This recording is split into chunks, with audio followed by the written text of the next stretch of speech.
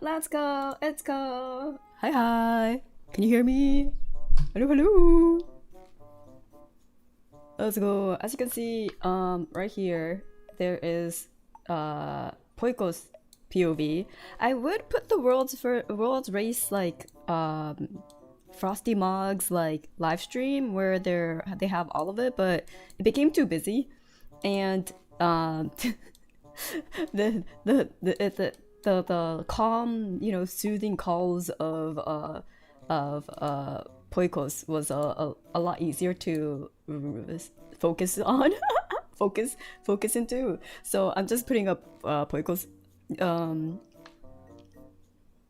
POV right now. So, yeah. Then we're gonna draw. I want to make like a little refined version of like a concept, like turnaround, and then we'll see how things go. Will it become hype? Does that mean you can clear human? No. I've retired. Okay, I'm a retired whatchamacallit. I'm a retired wool now, so is this the P5 transition? I think.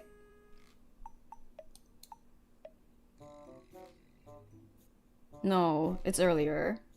It's phase 3? Okay. I was like, I don't think it's been that long yet. I see what people mean by like, he has a very ikemen voice when he does that. I was like, oh, the gap boy got him. I see. But anyways.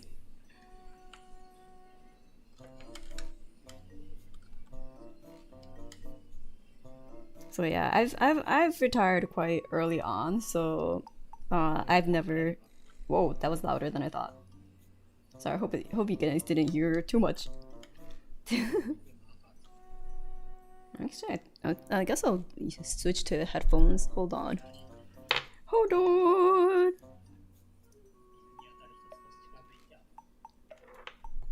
Oh, Hololive Talent says she doesn't know who this hot clown is on. Oh, Kafka, what a womanizer. What a womanizer. Understandable.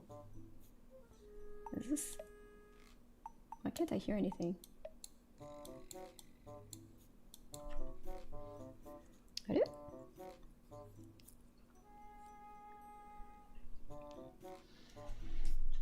Oh, there we go.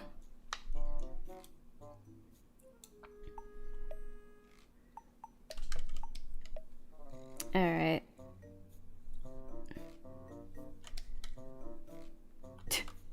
My moth girl looks so perturbed. She's just super unimpressed by your bullshit. Let's change that a bit, I want to make it a little kind of like a simple concept turnaround. I don't want it to be too detailed or refined because that's not the point of a turnaround. Yeah, she's so done with your nonsense. She's like, you want my number? No thank you. I have no phone. Most people react that way with me. No! I saw this infamous way from Aether arguing about Kefka's main goal of FF6, and it's like he fundamentally doesn't understand the story at all. I have to play FF6. I've never played it because I joined the Final Fantasy craze in Final Fantasy VII, and then I never went backwards like I should have. Although, isn't it like 3 in JP, and then for some reason they decided to fill in the gaps with like wait, hold on, Final Fantasy timeline.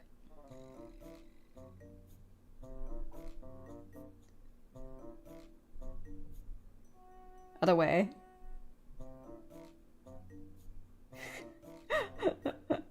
Okay, is Final Fantasy. Okay.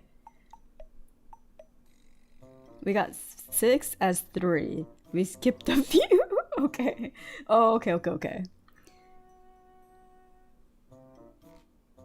So instead of this disappointment, you should draw what she looks like when we show her a lamp.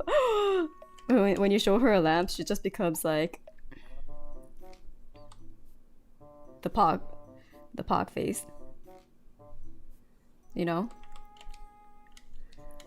Although, did you know like it's it's a navigational thing for bugs, so they know exactly like which way is up when they're flying by being able to like put their back constantly to the sun.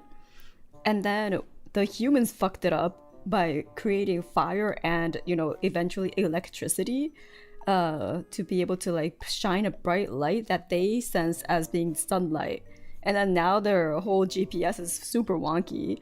So it's not that they stay there. They literally get stuck flying around and around in a circle to this like mini sun, and they can't go away because they're biologically not able to do that. I'm like, that's so sad.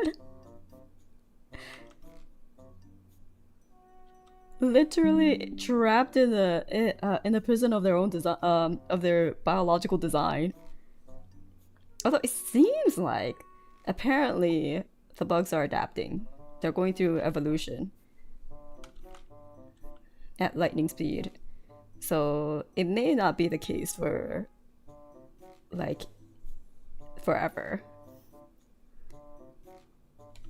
Did you know bees change diseases by color change for as they fly? Yo, bees are so smart. That's crazy. We literally gaslight moms into thinking there's a sun in the sky. Exactly, you do. We do. It's awful.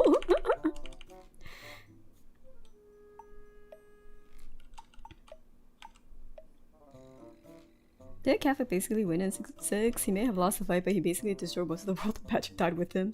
Damn. Spoilers for me who never played. No, it's kidding. It's fine.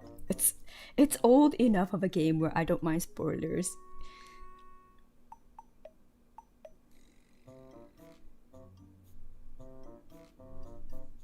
We have the ability to trick them on how short or far they can fly. No!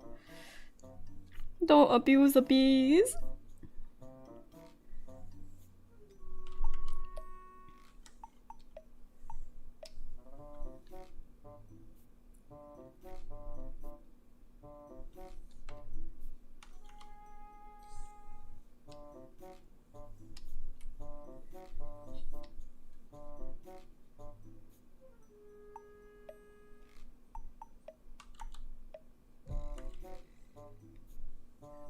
Man, the first time I saw them Poikos play, they were running things so smoothly. I forgot how like just one mistake can like wipe the whole team, even in like phase 2 or 1. I was like, wow, they're going through things so smoothly, and there's like just like so much shit on the screen.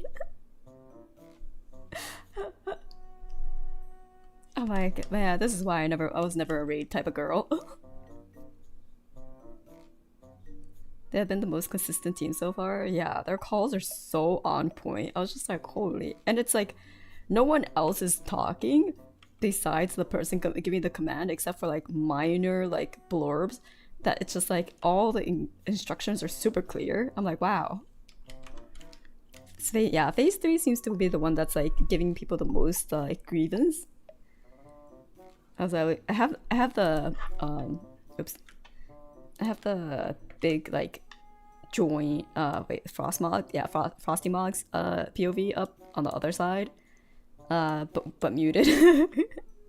I'm sorry to all the amazing casters on there, but they're a little too distracting for me when I'm drawing.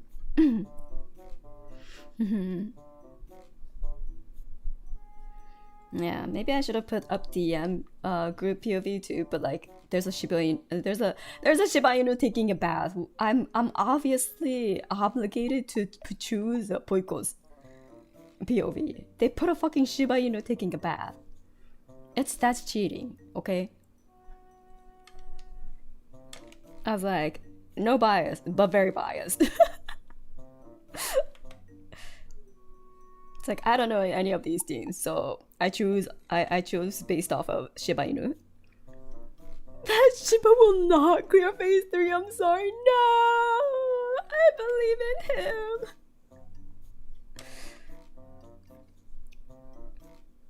Surprisingly warrior in this camp. Oh true. Comp. Oh true. Wait. Oh.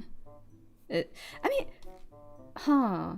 I guess you want a warrior is kind of like a damagey tank, so I guess you want more of a full-on tank in your opinion.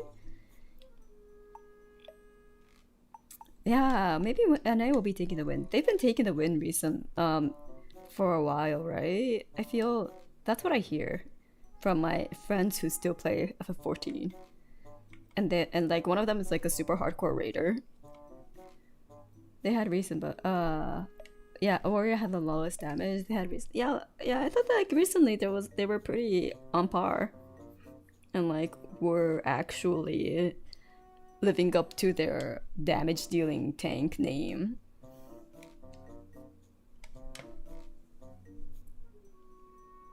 Because wasn't that the whole premise of their design? Not the last two, but there have been issues every race. I see. 3 expansions? Holy shit. How wait, I was there. They got switched over to what healer? Well, I guess, you know, Gunblade was a better damage tank, right? I think. And Dark Knight, yeah, actually no, Dark Knight was always better in terms of damage when I was playing, I think. Oh yeah, not Gunblade, Gunbreaker, sorry. War self-sustained, they're great for your product because they can live through everything. Yeah. True. That's what they were. As you can tell, I didn't tank. I was like, what tank? I'm gonna be tanking the floor, thank you very much. Anyways.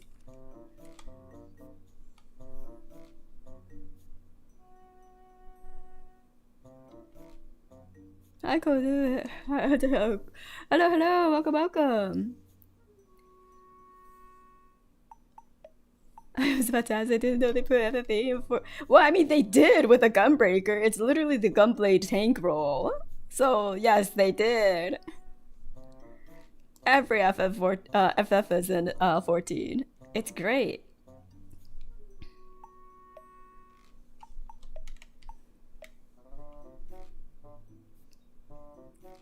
Oh yeah, they put Eden into the raid tier. Or Eden. I don't know. Which way do you guys pronounce it? Eden? Eden? Garden of Eden. I think it's Eden. That's how I base it off of. Even though when I E10D, what the but yeah, like when I first played Final Fantasy VIII, I pronounced it as Eden because like I was obviously I never heard it before when I was a wee little ass. And then I heard about later on it got overwritten by like the Garden of Eden stories. But sometimes that Eden part comes out as a kid, you know, when you're just reading a word and you don't know the proper pronunciation. Or I wouldn't say proper pronunciation. I would say the most common pronunciation of that era.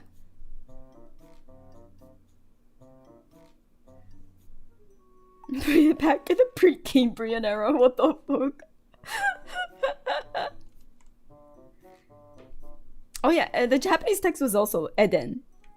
So that confirmed my child self, you know? I was like, okay, it's definitely pronounced Eden. Cause if they wanted to, they could have put Eden, but no, in Japanese it's Eden.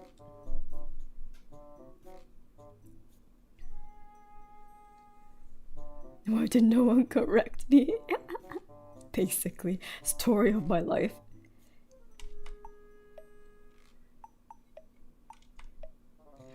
Hello, welcome.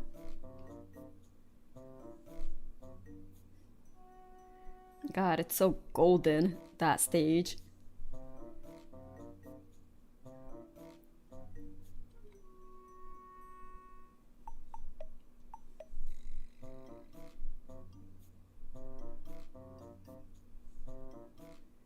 B3 time.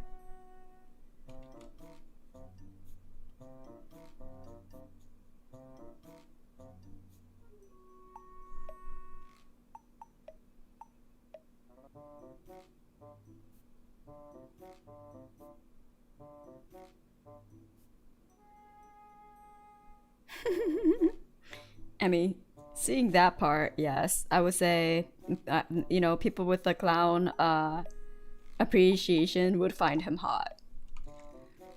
Oh, but yeah, he drops his clown act. That Gapmoe is gonna hold people by the balls. It's gonna have a clutch hold.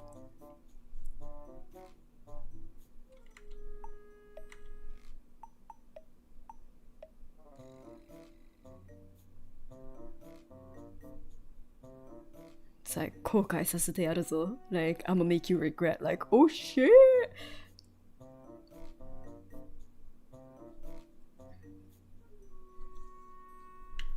Chaos X tickle their balls. He would say tickle their balls. Well, I still have my dinner, by the way. I should finish this real quick. Oh. Mm.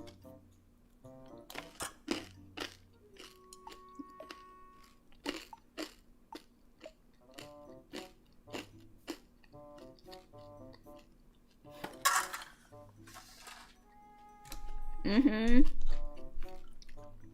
Crunch.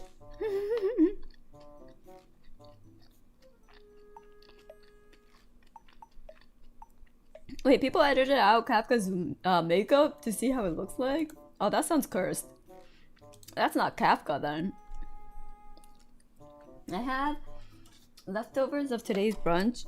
So, baguette, egg, easy over egg on top of said baguette with spicy sauce, hot sauce. And then potatoes, the absolute best potatoes in my area, and homemade sausage. Mm-hmm. Alex Swenson, thank you so much for. Oh, wait, no, sorry. Okay, it's the my chat made it put it the other way. Wow, Tommy, thank you so much for gifting the tier 1 subscription, and Alex Swenson, congrats on getting the said tier 1 subscription from Vinyl Tommy. Please say thank you if you do receive it and enjoy the ad-free stream. Yeah, these potatoes are so fucking good. I'm like, damn, I could eat these all day. Except they're really feeling so no, but yeah. Mm-hmm. Yeah, the homemade sausage is so good.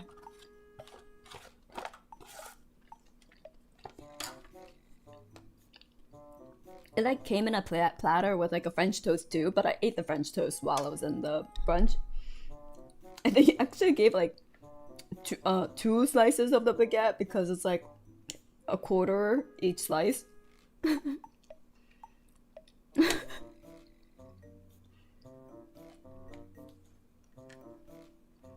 Hmm.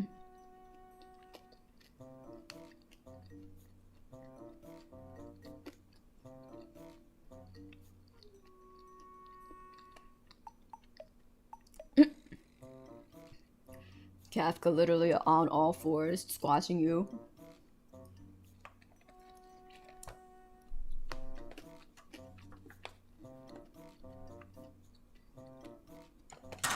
Actually, I'll make it a little bigger while I eat.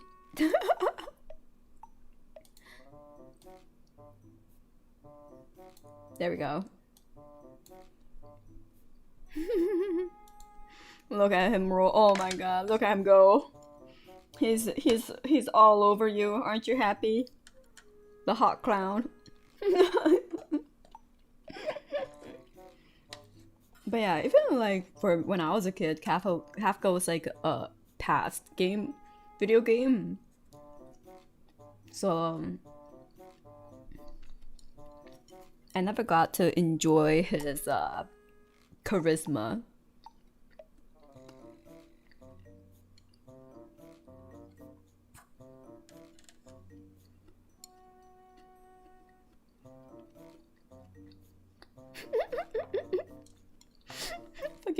fucking baby crawling.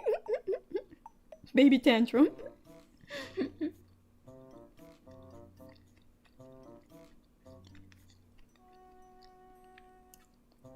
Oh my god. I'm realizing I may need to upgrade my hardware soon. I can guess Antarctica 2 to boot up, but it takes a lifetime. No, real. The shaders do take a but long time to compile. The cutscenes weren't laggy for me. I think it was a little laggy at first, but then it smoothed out, I think. But I was also streaming, so maybe that has something to do with it. But yeah, it's a pretty intensive game. I would lower the settings ASAP. I think it's like set to like epic. I remember the FF6 versus 7 arguments, 2D versus 3D. Oh man, I jumped into the Final Fantasy series with 7, so I'm like, yeah, FF7 all the way, 3D, and FF9 all the way. FF8. There's a love-hate relationship with the FF8.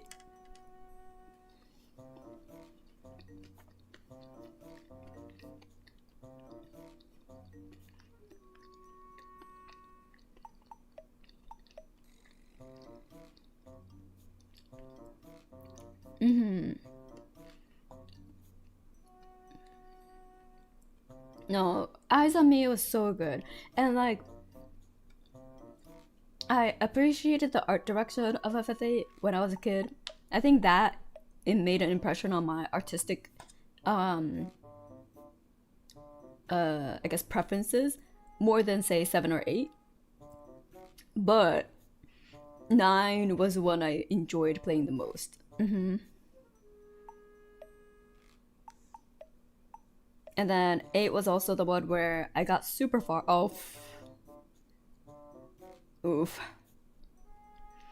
It was the one where I got super far. I was going through the tower, you know, the one where you have to go through the basements. And then I woke up one day with my sister accidentally overwriting my save file, and I rage quit. That's why I have a love-hate relationship with 8. And I never touched it again. I was like, oh no, I collected all the triple triad cards. I was literally the triple triad champion. You know how long that takes in FF8 when there's random going around? So yeah.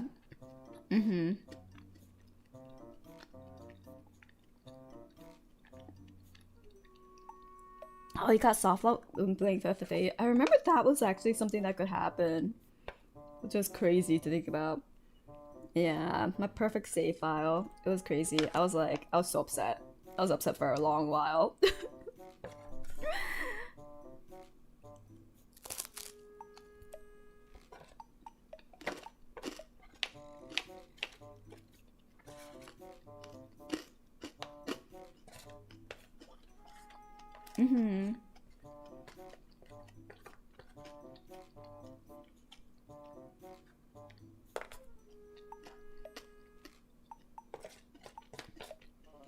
Yeah, I never personally encountered it, but I know it was something that was happening for a while. So, because it was like the early eras of the internet, and like, you know, BBSs were a thing. And I remember seeing something like that.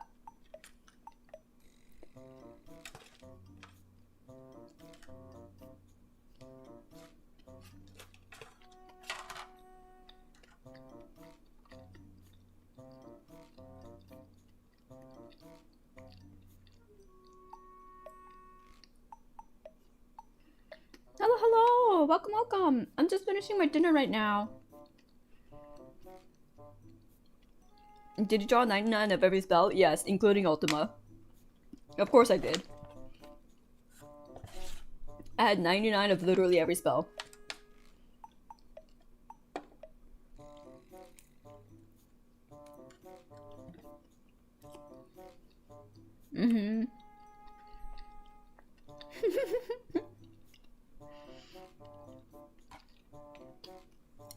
And I think I was like attuned to almost all the GFs too.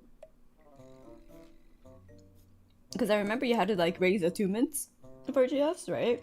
Guardian Forces? Something like that. I don't remember completely anymore, but yes, that's something I did as well. It's like my Final Fantasy VII file where I mastered every single fucking materia and cloned them.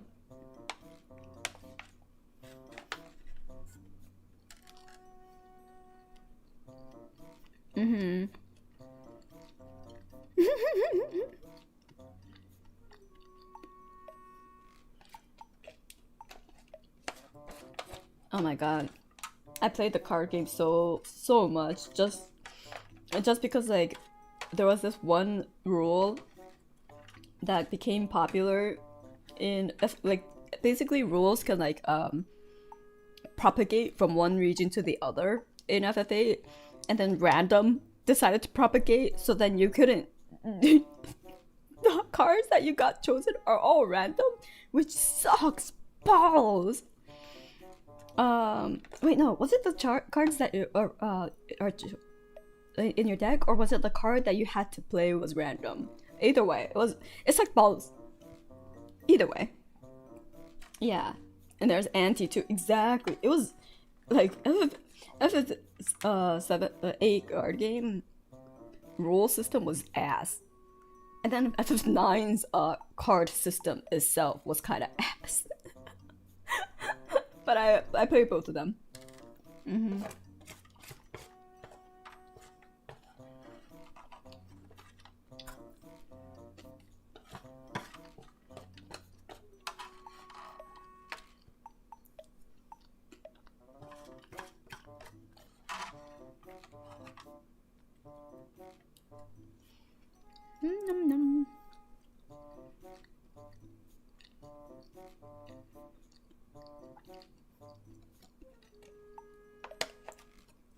But yeah, I think I collected. I think I almost collected. Yeah, I think I collected all the Final Fantasy 9 cards too.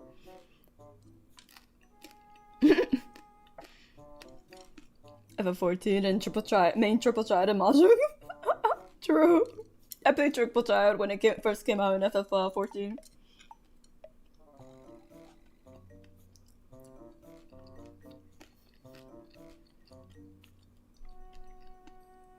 And I got mad nostalgia when this back BGM came on, but also slight PTSD. the the BGM for Triple Triad.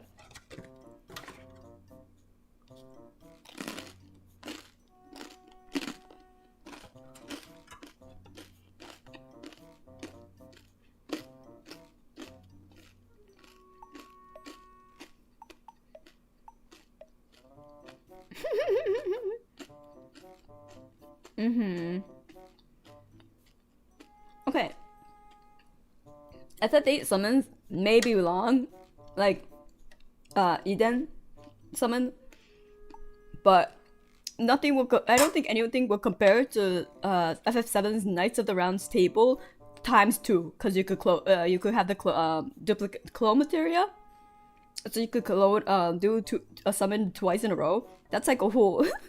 And it is 2 minutes. Wait, how long is Knights of the Round? Hold on. Let me talk.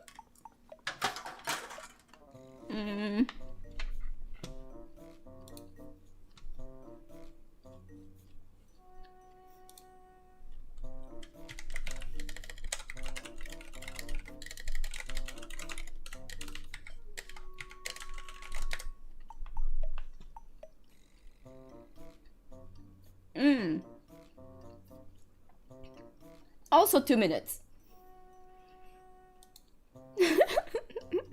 Also 2 minutes. So then ×2. 4 minutes. You could just go pee, and you'll come back in time.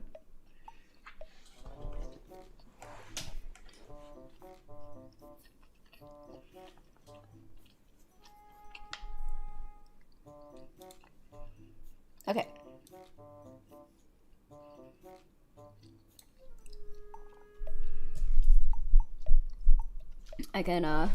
I finished eating. Oh yeah, the select and hold selected mash square to boost up his damage. Oh, I did that every single fucking time.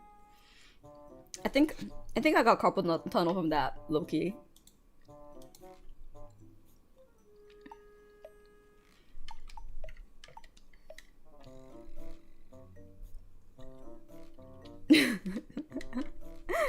But yeah, the summons they were long back in the day, and you could not skip because well, at FF7 there was no skip, and then at FF8 I don't remember if there was a skip or not, but you wanted to mash that square button. You wanted that extra damage boost.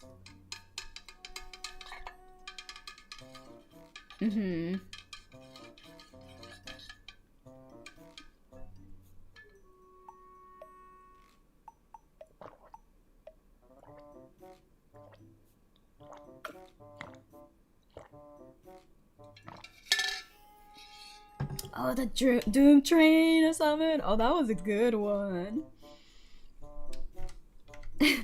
Final Tome, thank you so much for the gulp bit. Thank you. Man, FFA has some good summons.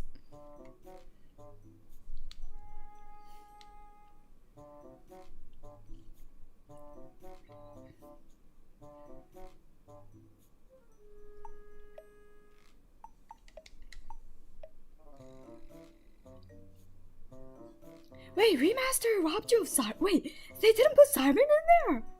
What? Is it because of the boobies? No way. Oh, she's there? Oh, okay. Oh, just more color. Wait, I gotta see this. Hold on.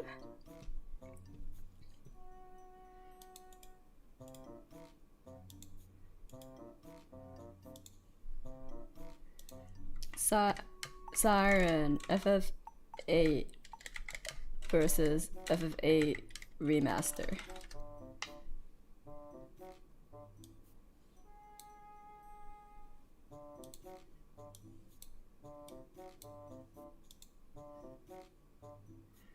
Oh, okay. She does. Oh. Okay, it's because she doesn't have her pube cover anymore. Literally, when I first saw it, I thought they were her pubes. So I could see why they, you know, may have altered it to not look like golden ass pubes. I mean, I think the wings are cuter, to be honest. instead of her pube, you know, attachment. It is basically her pubes. I just saw like an illustration of it. It's basically her fucking pubes. They were just out there, uncovered, unbothered, free. I love that for her, but also I can see why that got, you know, covered up a little bit. Oh, Shiva! Oh man, wait.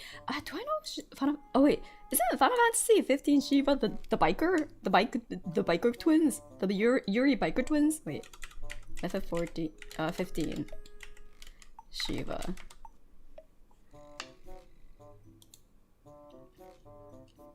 Oh, that's 13.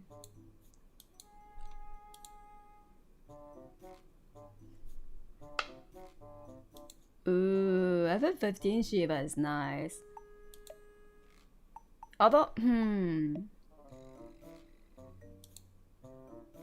I think personally, the FF10 Shiva might have been my favorite. Besides her, like, no, actually, yeah, I would say her overall design was my favorite. The FF10 one.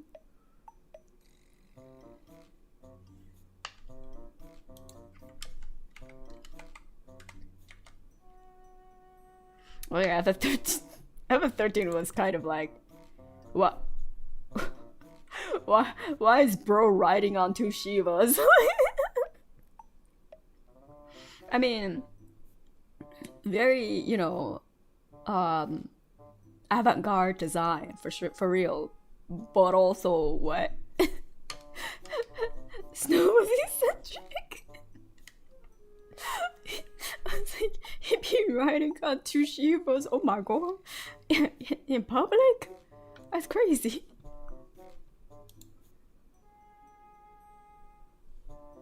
It also looks incredibly uncomfortable. I'm just looking at like where he's sitting and how he's sitting on it. And I'm like, is that even comfortable?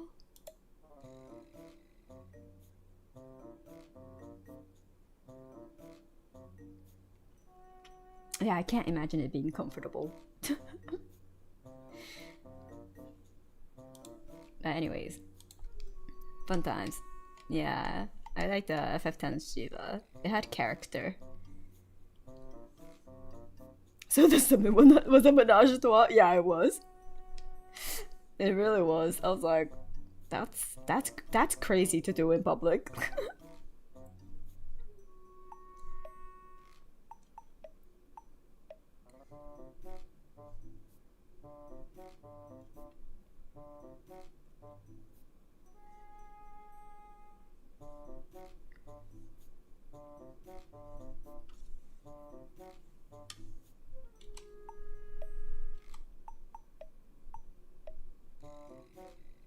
Poiko's call. Wait, is the sound leaking on the stream?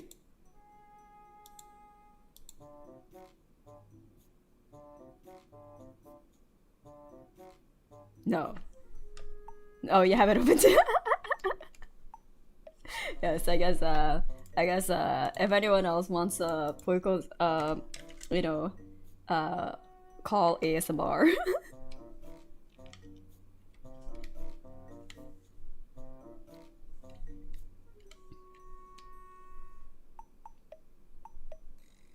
That Viper dropped to 1 HP. Holy.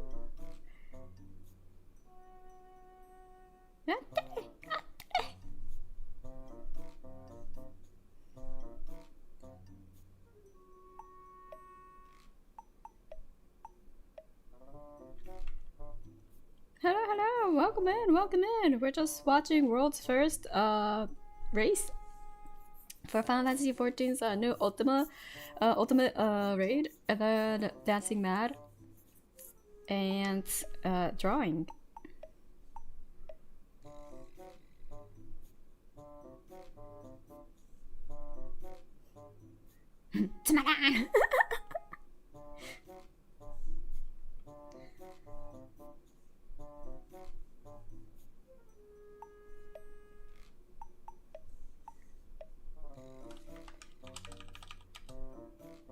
The voice actor is so good for Kafka though. They picked such a good voice actor. Like I know I'm listening to the JP voice, and Final Fantasy XIV consistently has really good voice acting, but like the acceleration bomb debuff. How can you see it? It's so fucking tiny. Oh, I think I see it. God, I cannot read Final Fantasy XIV screens anymore. I'm so out of touch.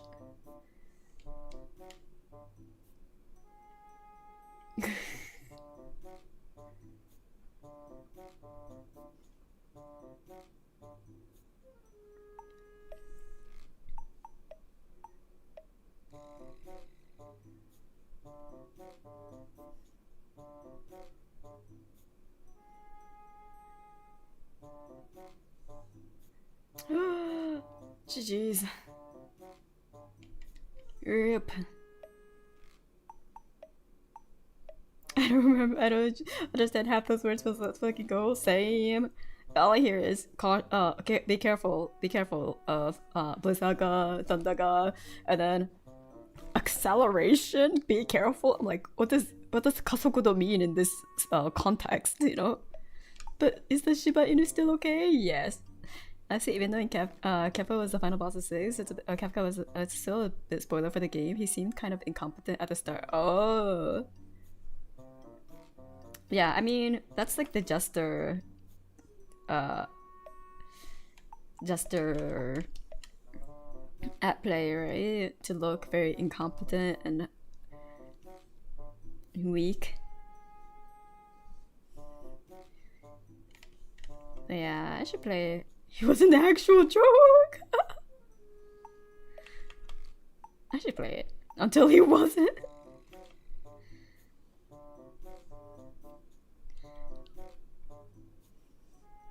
He went, this isn't even my final form.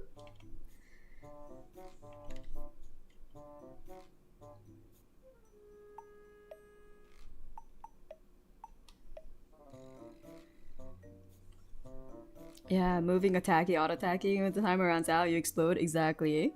It's just like you have to not breathe, and then you'll be okay. But like, you have to not breathe.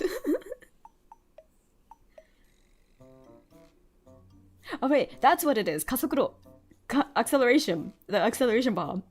That's what they're saying to be careful of.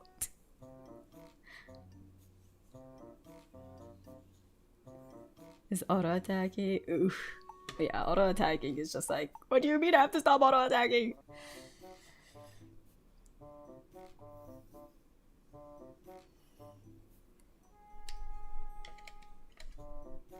You have to untarget, be zen, stop breathing, exist, and then pray.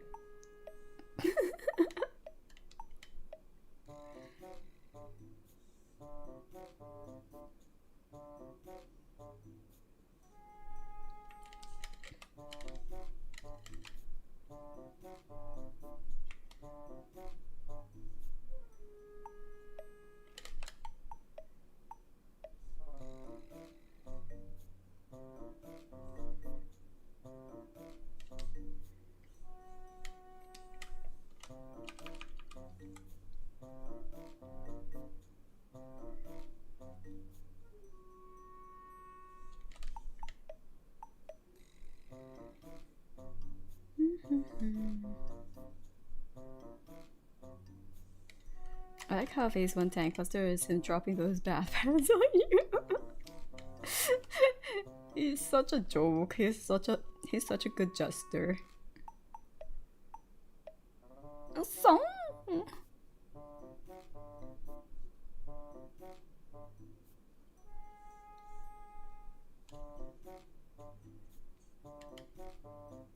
Oh, a little lag for me.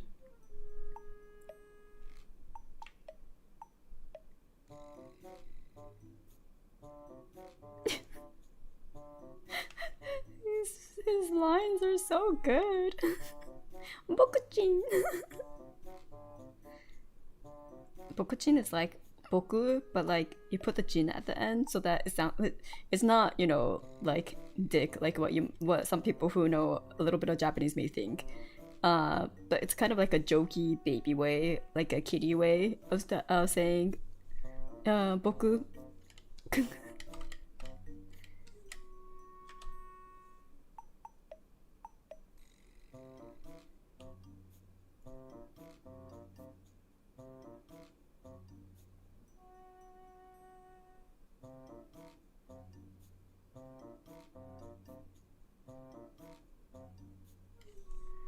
Yeah, not the. He's like, you know what he is? He's kind of like the Deadpool of of Final Fantasy, where he kind of breaks the fourth wall. I was considering making a PP joke at these. I knew it.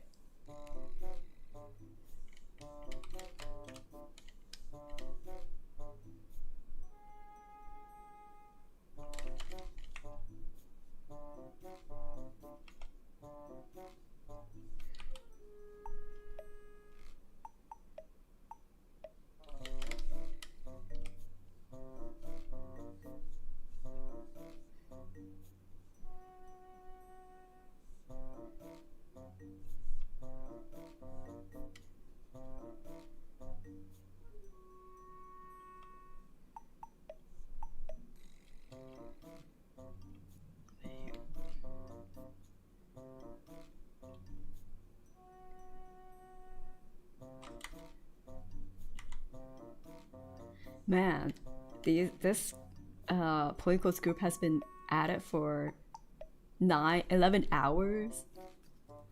That's crazy. Bob Chan get dress fears like in Final Fantasy X2. You know, yes. If I can, it depends how far I can make the game, but yes, I would like for her to have dress spheres. There we go. Jesus, I don't know why that took so long so many tries. They really want that world first? Yeah, man. It's serious business. World first. it's serious business. Yeah, 16-hour work days, exactly. I know some people just like take like paid time off or unpaid depending, just for when the Ultima raids drop, just so they could grind it out and work longer hours than their day job, to make sure they could get worlds first.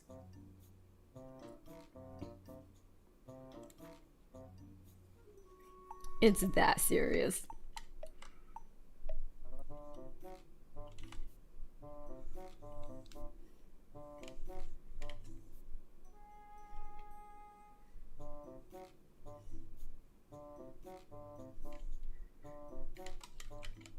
But they might actually enjoy themselves grading reads instead of working. True.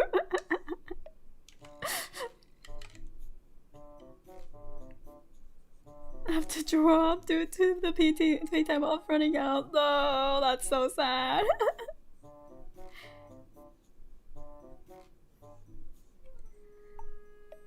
P3, let's go.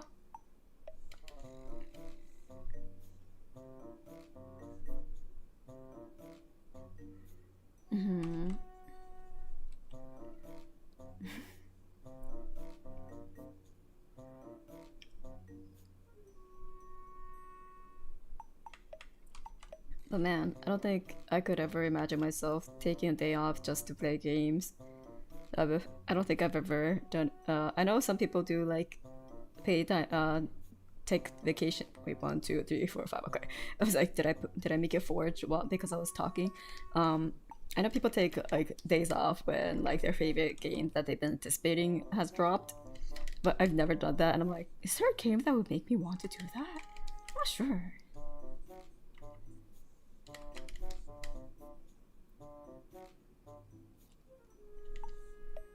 Not correct amount of those. Fucking AI. I knew.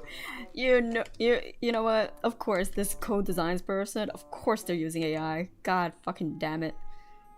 Actually, like when I go on Pinterest, I don't know what the criteria is. Actually, Twitter did that too for a while. I don't know if it's still the case, but like they will label stuff as AI modified, and then I look at it, I'm like, but this is obviously drawn by a person.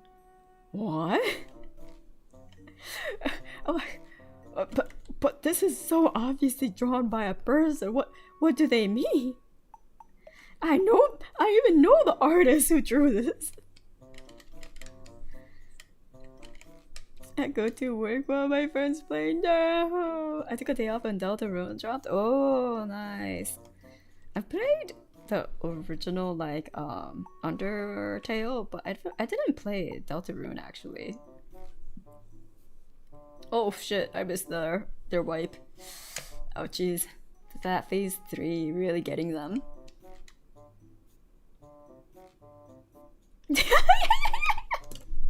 I actually saw it and posted in like the Grand Archive channel that I'm in for VTubers. Let me show people. Hold on. It's so good.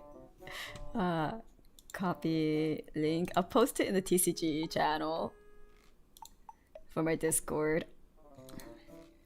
It's so fucking unserious. Oh wait, no, it is in the TCG bat. Oh yeah. It's so unserious. I love it. Or so serious. He basically Thornkeeper Bullfrog got like a Tinder profile picture.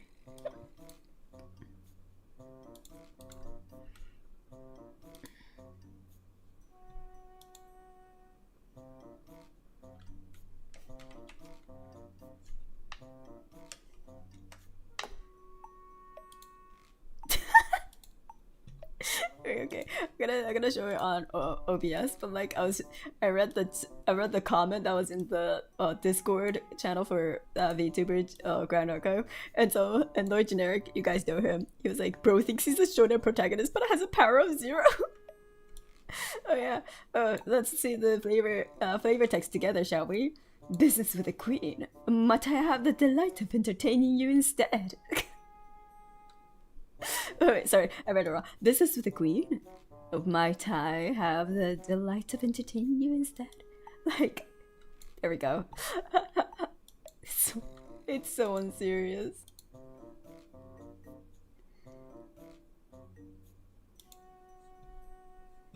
It's crazy. Yeah, we're talking about the prank.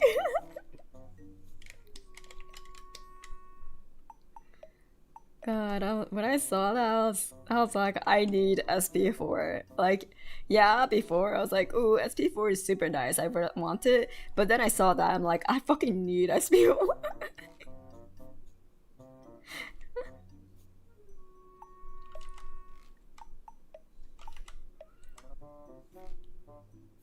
Like, I made a frog deck, and You dropped that? Of fucking course I need this.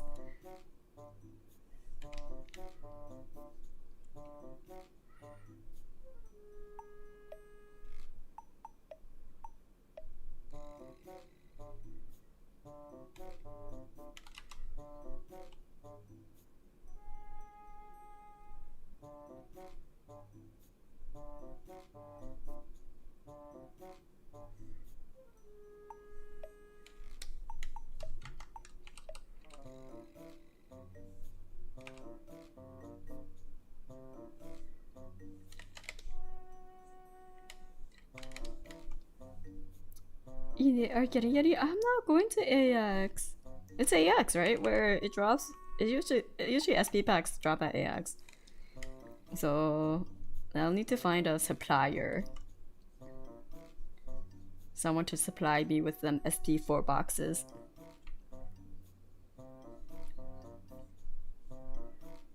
Should be in events going forward. I don't know if I'm going to any events, to be honest. I don't like traveling. I'm a homebody. Except when I do go traveling, I walk like crazy, but like the act of like starting the traveling is yeah, really troublesome. Like I love traveling in that regard, but I don't like traveling. I love going to new places.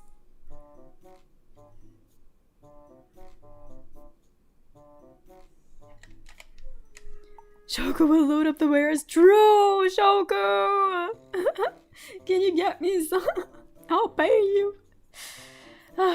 The thing of the new food places you can try. That's what I mean. I do go to new food places all the time. I do when I do travel, but like getting to travel first is where I'm just like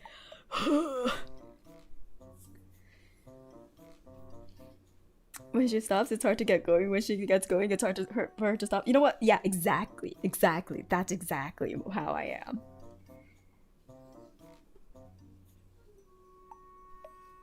Yeah, it's like when actively, like I won't actively, but if I'm in it, I'll make the most out of it. Exactly.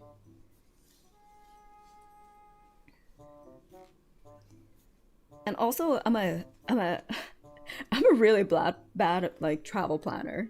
Like absolutely abysmal. Like doo doo bottom tier shit when it comes to like planning a vacation. Um, because I would never even start the planning process in the first place. But like the you know, if I were to plan it, I'm actually like abysmal at it. Which Cosbando has had to have the woe of dealing with many a times. So he is a much better planner than I am.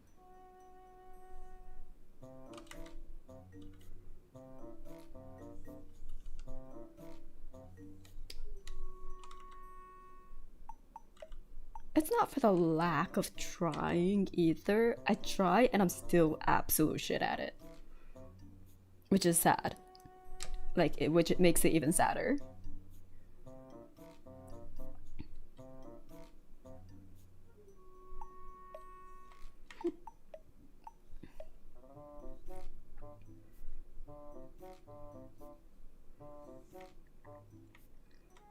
I hope to see if phase 5 again. Hopefully.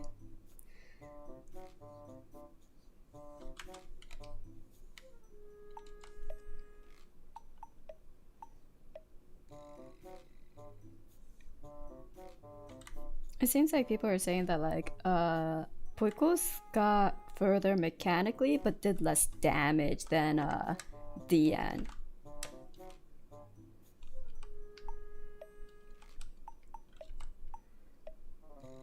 And I can see that we're, you know, I feel like that's like a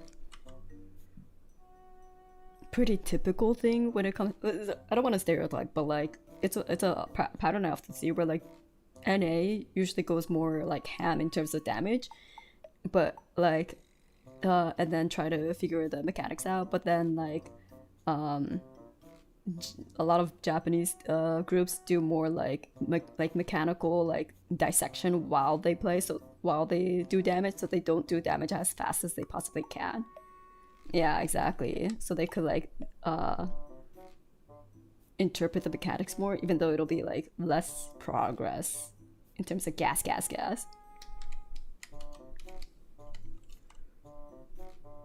Yeah, they'll gas once they figure out perfectly the mechanics.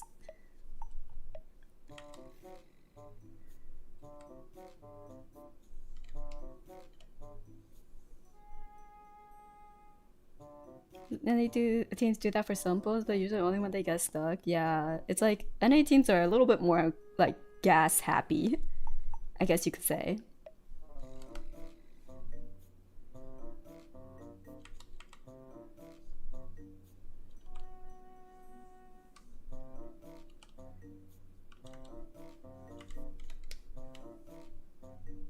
Yeah, DPS just in case they get accidental clears. Exactly. Exactly. And like I think it works a lot more than, you know, full on careful mode. Like you do get those accidental clears.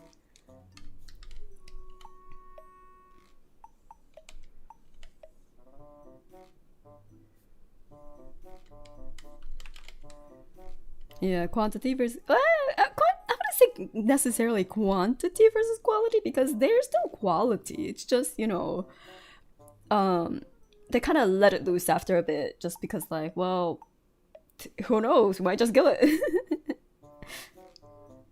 But like with it's a little bit there Japanese teams are a little bit more hesitant of like, no, we'll dissect everything and know exactly all the mechanics to a T before we start gassing.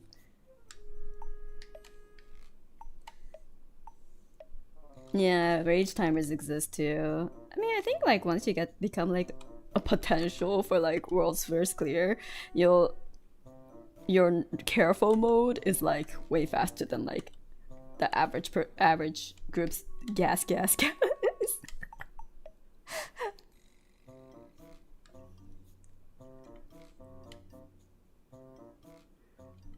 Mm-hmm.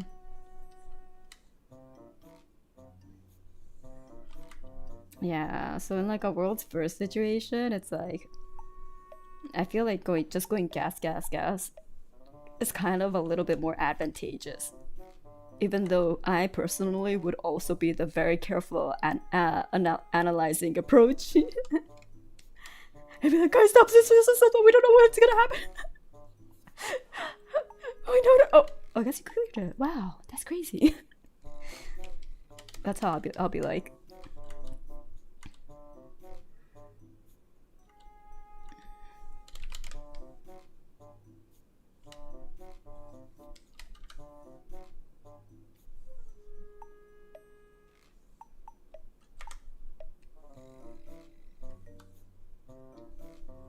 Yeah.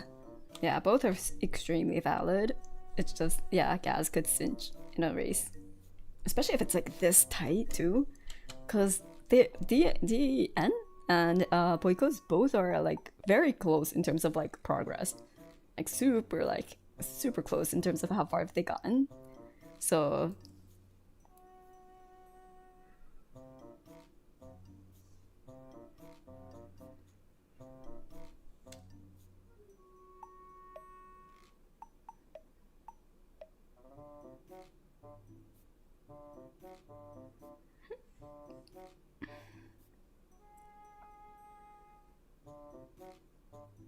hmm.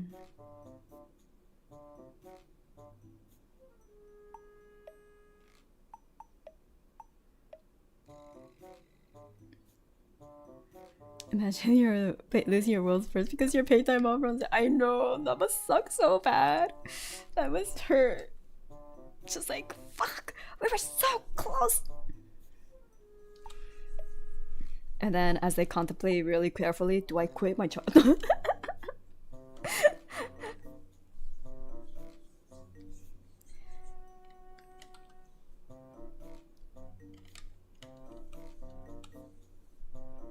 Yeah.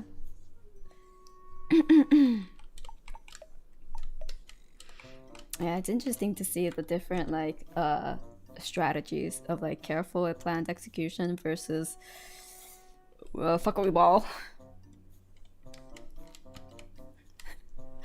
job and not get first anyways. Oof. Oof. Yeah, they're like, nah, can't bet it on a potential world's first. Gotta go back to work. God, Kafka's so fucking in the way when he lays down on you. It's like, he's such a nuisance.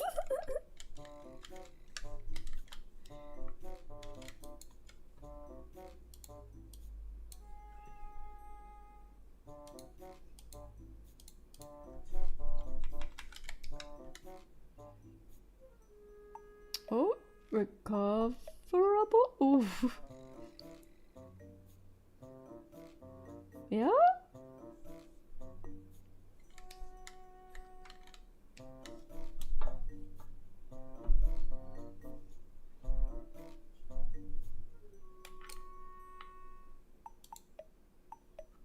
Oh wait, I'm a little behind.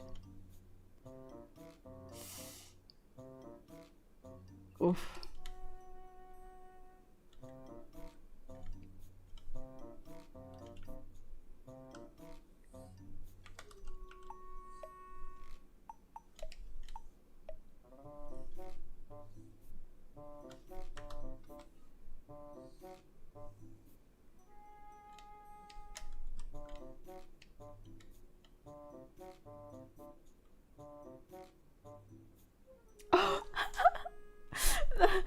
The doggo is like is the bard's actual dog when they went to like a group, like a pet groomer, and the groomer like put like bubbles on their head. Oh, so cute.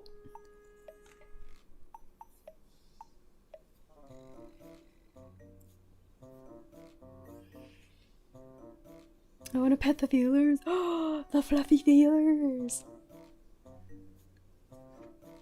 Yeah, silk moths. They're such pathetic creatures, but I love them.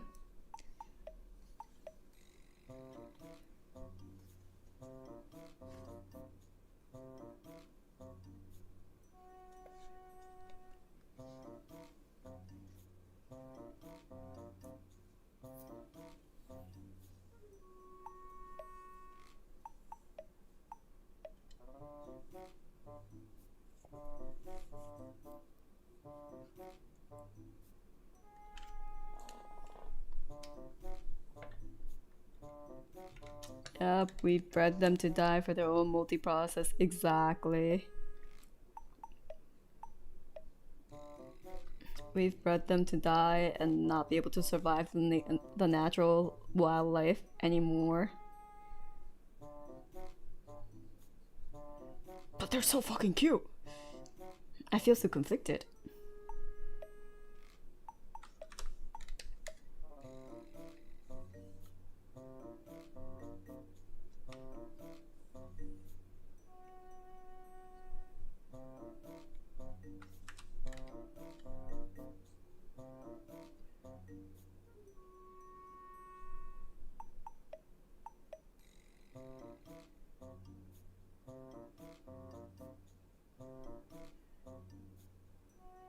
Okay, acceleration bomb.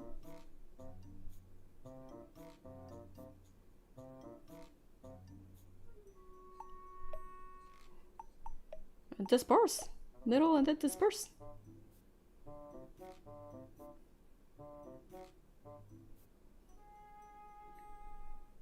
Oh, are they gonna do it? Oh. Even with the death, they got lucky. Yeah. Oh, they really timed it.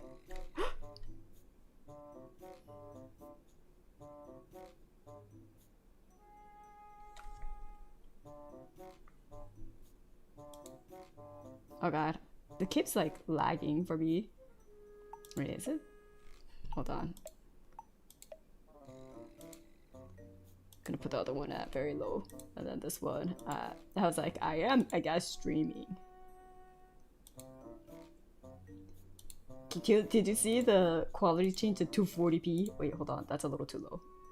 Do 480.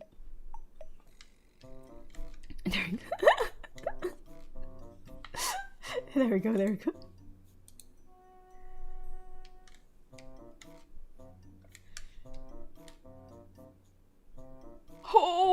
Holy fuck.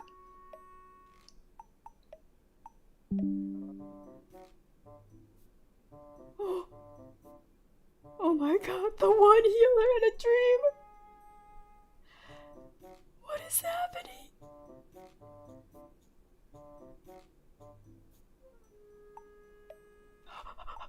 Oh! Wait, oh my god. The red mage is still alive. Oh! Race. Oh my god.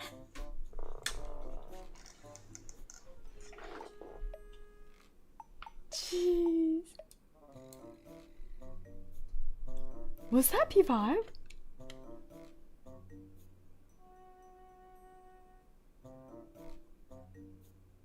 Oh my god.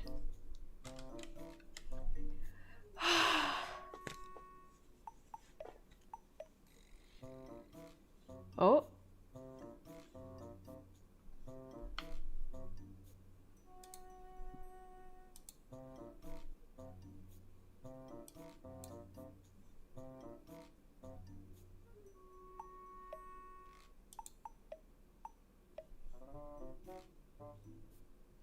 It's yeah, they're doing information dissection.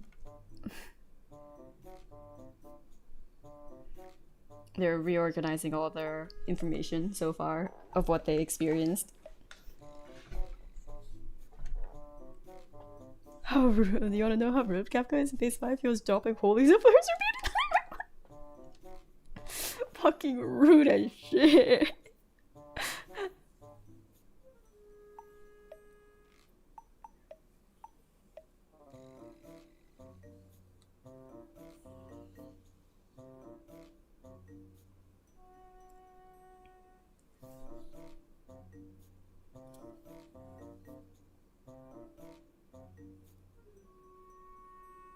I guess that's like the second time they've ever went to P5.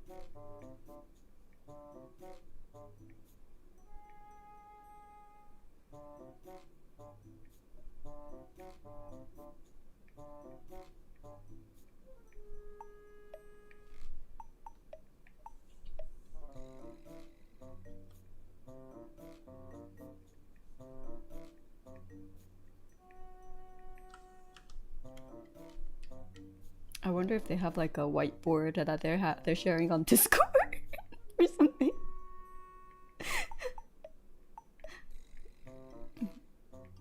Because all they're talking is like, okay, from here to here, and then like, if we go like here, we could just leave it to them. So like for here, and I'm just like, I don't see any of, I don't know what they're talking about, but yeah, damn.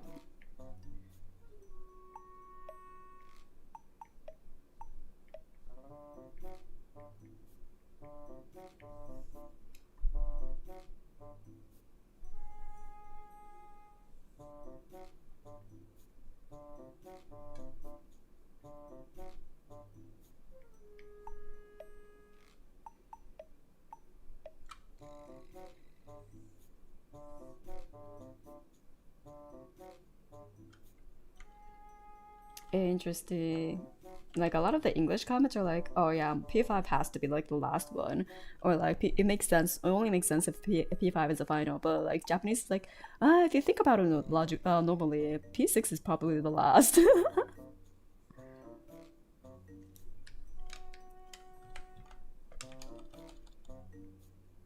Which I'm like, P5 isn't the last. That was crazy.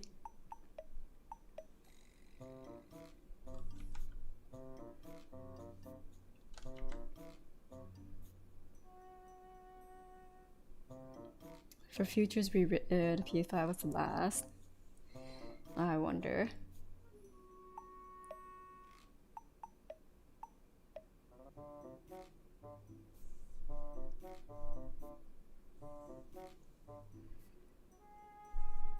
Either way, crazy.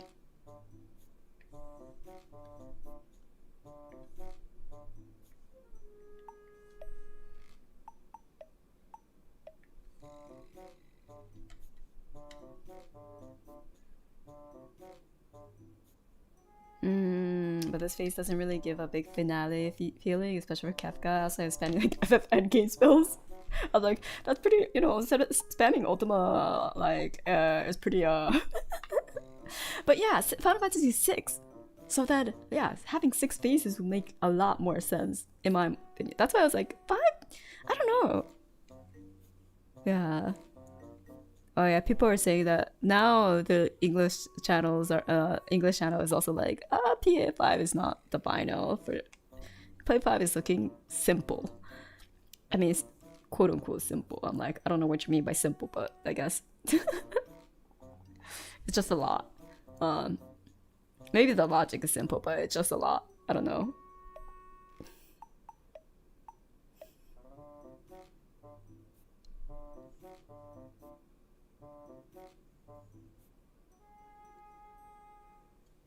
Simple, son. Yeah, I'm like, I don't know what part of the what he means by what this comment means by simple.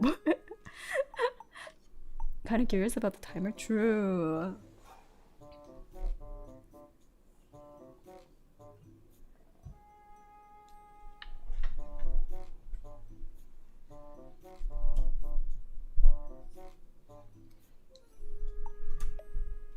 "18 minutes." Oh, excuse me.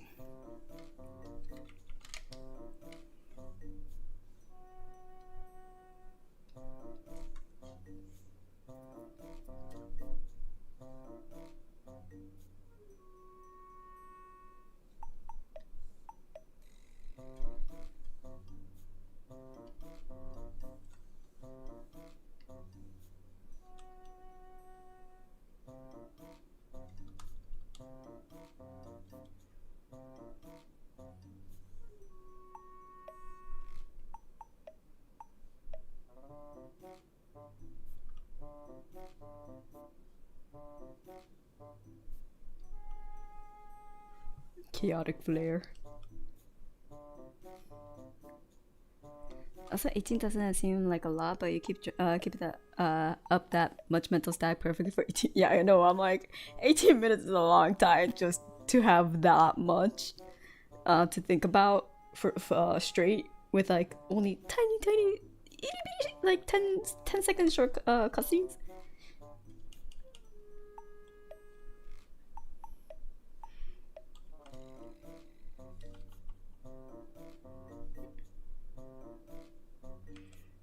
The cutscenes, the breathing room, just like okay.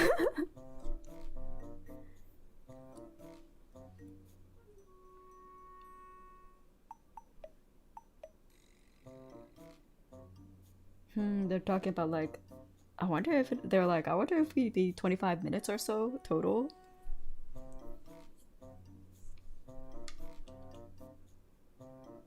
It's just a really long one.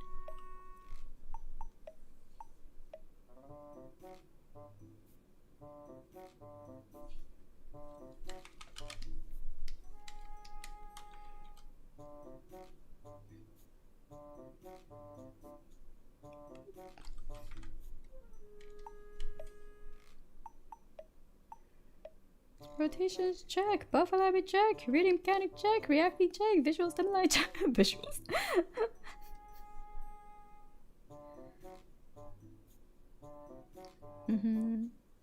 Positioning check.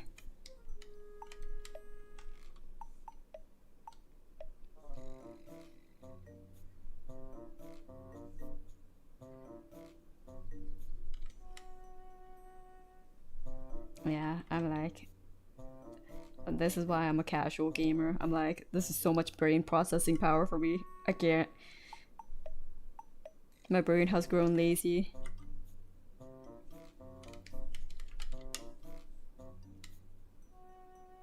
You're doing ultimate moves when you finally turn party effects settings down. I turned that shit down when I was just doing normal ass dungeons. I can't imagine. I was like, oof, that was a lot for my granny eyes. I'm gonna turn this down ASAP.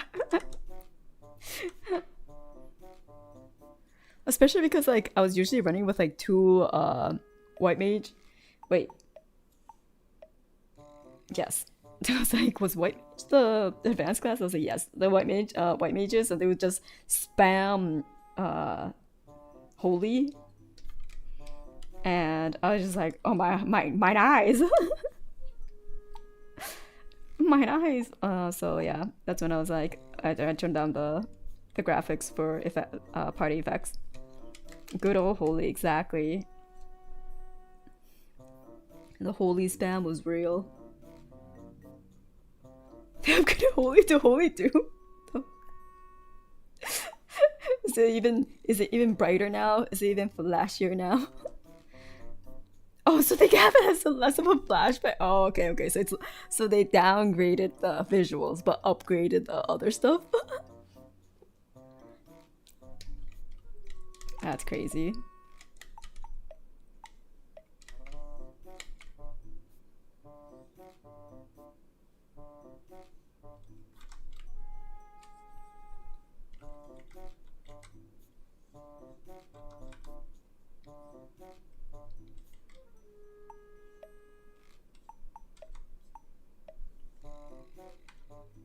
Wasn't there like a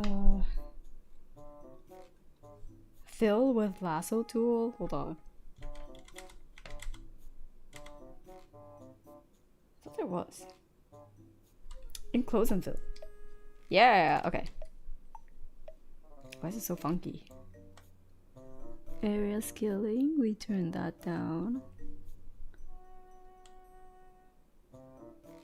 No, don't refer to multiple.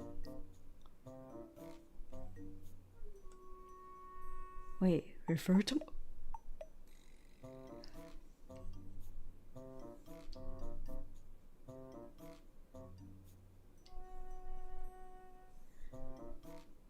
Huh.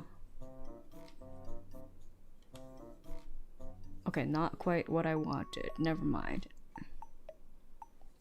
There was a tool to just like lasso and fill in. I mean that is.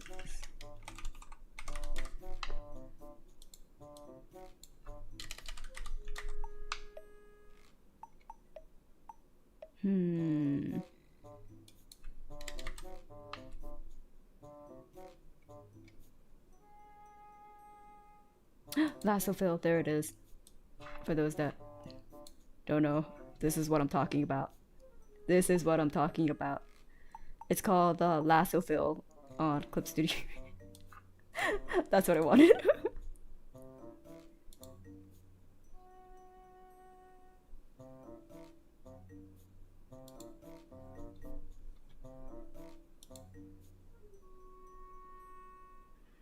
Oh god, I forgot I downloaded all these like patterns and I need to sort them into... Oh god. There's so much. Holy jeebus. Is it in a folder? Oh, one of these days I need to sort this whole thing out. Oh yeah, okay. These we'll put into image materials. Don't be like me, guys. Don't download a fuck ton of assets that you will rarely ever use. But it'll just collide your downloads like crazy on Clip Studio Paint.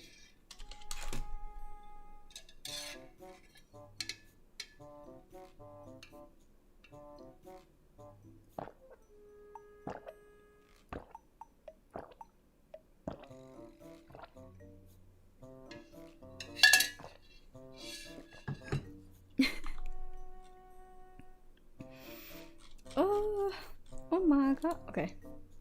Final thank you so much for the gold bits. Thank you. Okay. There we go. And then this should work. Yeah, hell yeah. That's what I'm talking about. You know, thank you so much for the gold bear. Thank you. Don't worry, I downloaded excessive games instead. Oh shit, I do too.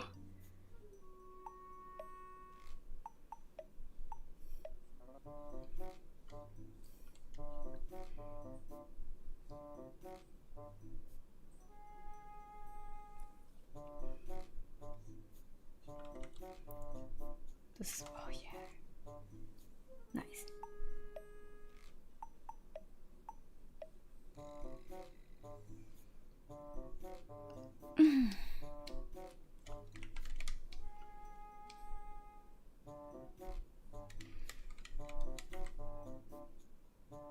I think it's mostly just the tanks that are talking about the mechanics. The main tank and the sub tank, which makes sense, you know, because they're the ones that have to do the most. Like, okay, I give you aggro here, and then I'll and then you grab the aggro there. Tanks being the actual raid leads? Are they not usually?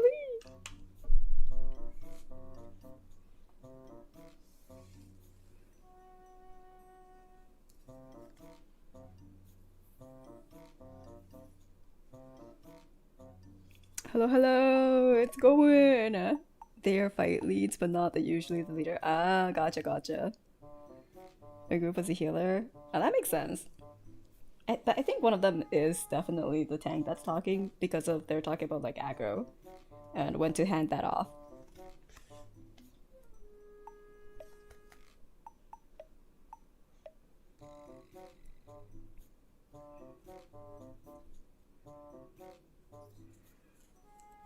Imagine designing a raid fight. I bet it's so much fun. until it comes to like play testing your own creation, because you know you would assume if you designed it, you'll be able to clear it.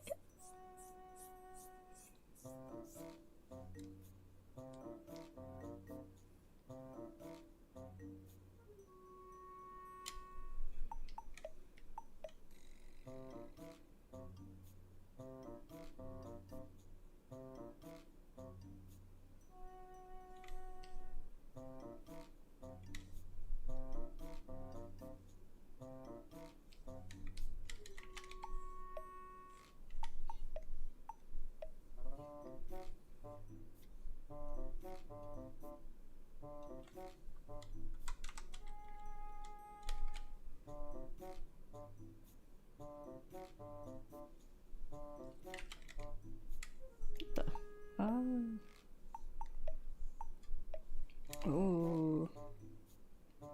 This is okay. Oh yeah. Okay, I want this one to be a little.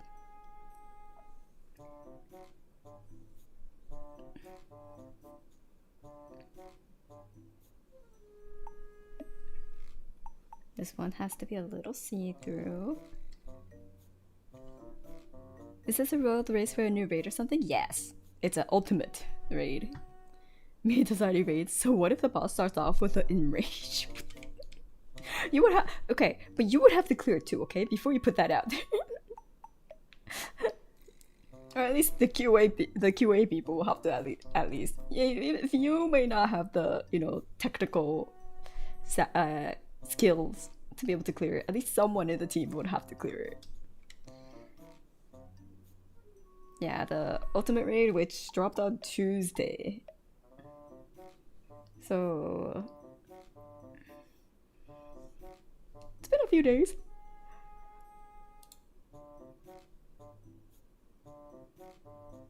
For full days, depending on what time it dropped.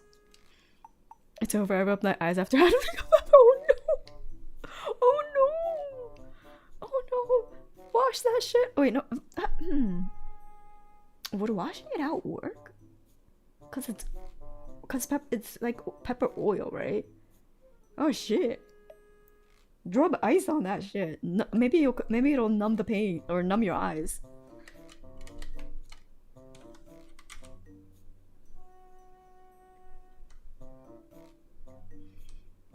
I'm sorry for slightly laughing because immediately what popped into my head was the skit of like the mother cutting the peppers and then rubbing her child's eye and then rubbing her own eyes, and then the second kid comes along too, and then they get their eyes rubbed too, and then it's just a disaster. Sorry, that played in that split second.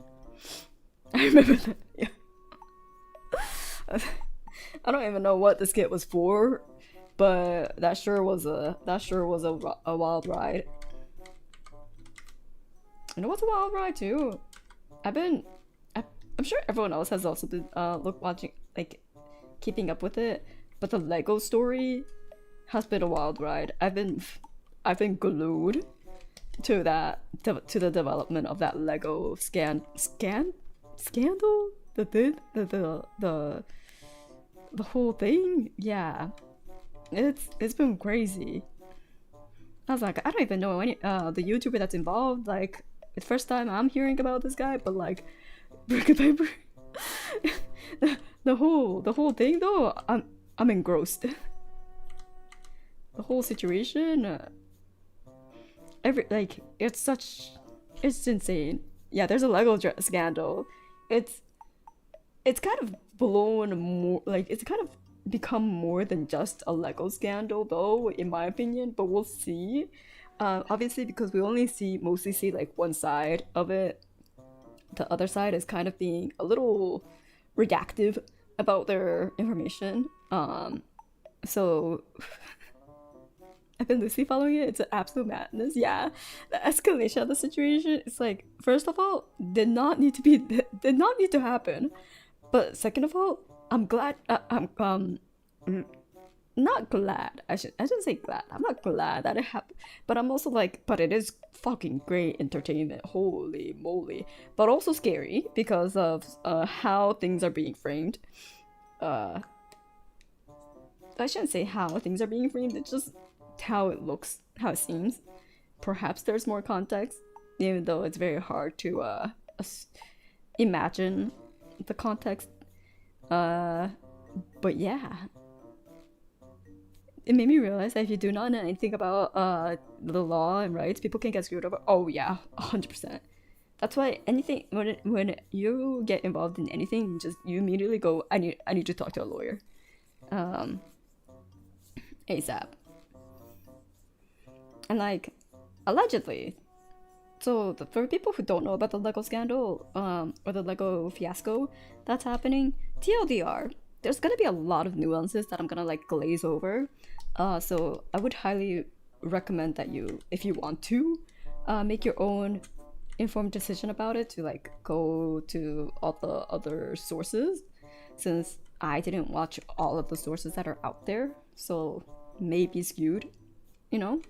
But essentially, one person, his father basically collected for like his entire like life savings essentially in Star Wars Lego collection, and it's like all like, you know, limited edition, like silver Darth Vader minifigures, or like a full loss like you know, city scale set, etc., and like all these like highly thought after collectible like Star Wars collection. And so, but like the father's health was not doing very well, so the son took the collection to be sold at a store, and they're like a store that's been highly recommended by everyone, and you know, has great ratings, great reputation. And yeah, they were like, okay, they went into a consignment, basically saying that like, okay, the store will basically hold the collection, and sell it at their store. So and in order to do that, the store will take a little bit of a cut, but and then pay whatever like percentage of the profit to the owner. So the collection is still the collection is still owned by the person who, you know, was like, hey, can you sell these figures and like this collection for me? But the store is just housing them, advertising them, and selling them until they're sold. you know, then they'll give the payment to the owner, but everything else is still technically the owner's property, right? And yeah, it's going well. Like the collection was quote unquote estimated to be $200,000 worth. That portion is being called into question now after a lot of people, after it became so sensationalized.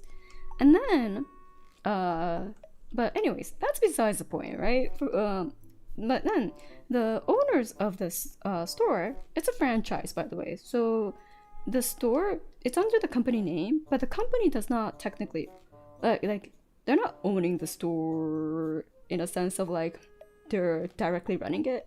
The store owners go to the IP or like the brand, the company name, and be like, hey, can I use your name? And then they run the store, pretty independently. It's just the franchise company kind of have stakes in how it's being stakes in it because it's their name that's being used. So if they deem that there's like misconduct or like etc., it could ruin the reputation, that sort of thing, or like the owners are selling it, etc., they could go in and be like, hey, and have a say in that. Yeah, so it's independent ownership under the company. And the original owners who went into the consignment with the we'll just call them original Lego owner. Yeah, the OG Lego owner. Wait, no, that's gonna get confusing. Star Wars guy. We'll just call them Star Wars guy. Yeah. So the original owners of the store who went into consignment with the Star Wars guy, they were like, hey, we want to like move to a different country, so like we're thinking of selling the store, or like closing the store or selling the store, right? And then that's when the company was like, no, we'll take over. Something of that sort. This part is a little fishy, like the details are a little not fully out, but essentially according to the old store owners, corporate went and seized the property and seized the store and kicked them out and took all the assets within the store overnight. And so the store owners are like, well, I'm still in a consignment with this guy, and like, what am I gonna do? I can't pay them back. Yeah. So and then they're like, oh, don't worry about it. We're gonna take over the consignment, and this is all like on a GoPro or a security camera that's in the store, and like the original owners got a hold of it, and they're like, we're gonna take over the consignment, blah blah blah. So you don't have to worry about it. That's business, and business is all is our business, and you don't have to worry about that, So already it's just like, oh, fishy. And then so the old owners told the Star Wars guy, like, hey, like, I got kicked out, I can't access the spreadsheets, like, I don't know how, I can't like go into how much I owe you and pay you back for all these, so like you need to talk to them about it. Hey, how do I pay this guy? Don't worry about it. Just, okay. So the Star Wars guy, he goes to the new owners and is like, hey, like, so I have this collection here, what's gonna happen, like, can I have it back? And then they're like, then allegedly these conversations aren't recorded or anything, but allegedly the new owners are like, I don't know about that agreement. It's not us. We didn't sign it. It's like, but the sets on the shelves, those that's mine. And it's like, I don't know. It's ours now. We took over the store. And obviously that's not gonna happen, right? Okay, but there is like some whispers in the air that like what happened originally is that the new owners tried to give the Star Wars guy money to pay for the sets, but it was allegedly a super low ball, which he at first initially denied, going so now apparently he just wants his sets back. All of these parts are alleged because there's no recordings or anything of like what actually happened, right? So then because he couldn't get his sets back, like he tries to, like, you know, get a lawyer to like give him a notice that they kind of have to give him give him his sets back. And then there's like a new police like report that like got released where apparently the owner says something about, oh yeah, this guy's been like harassing us, and like we took over the store, like because he's been like harassing us and annoying us, I don't feel like giving the sets back. plus we got the store, so we own it, and we own it now anyway.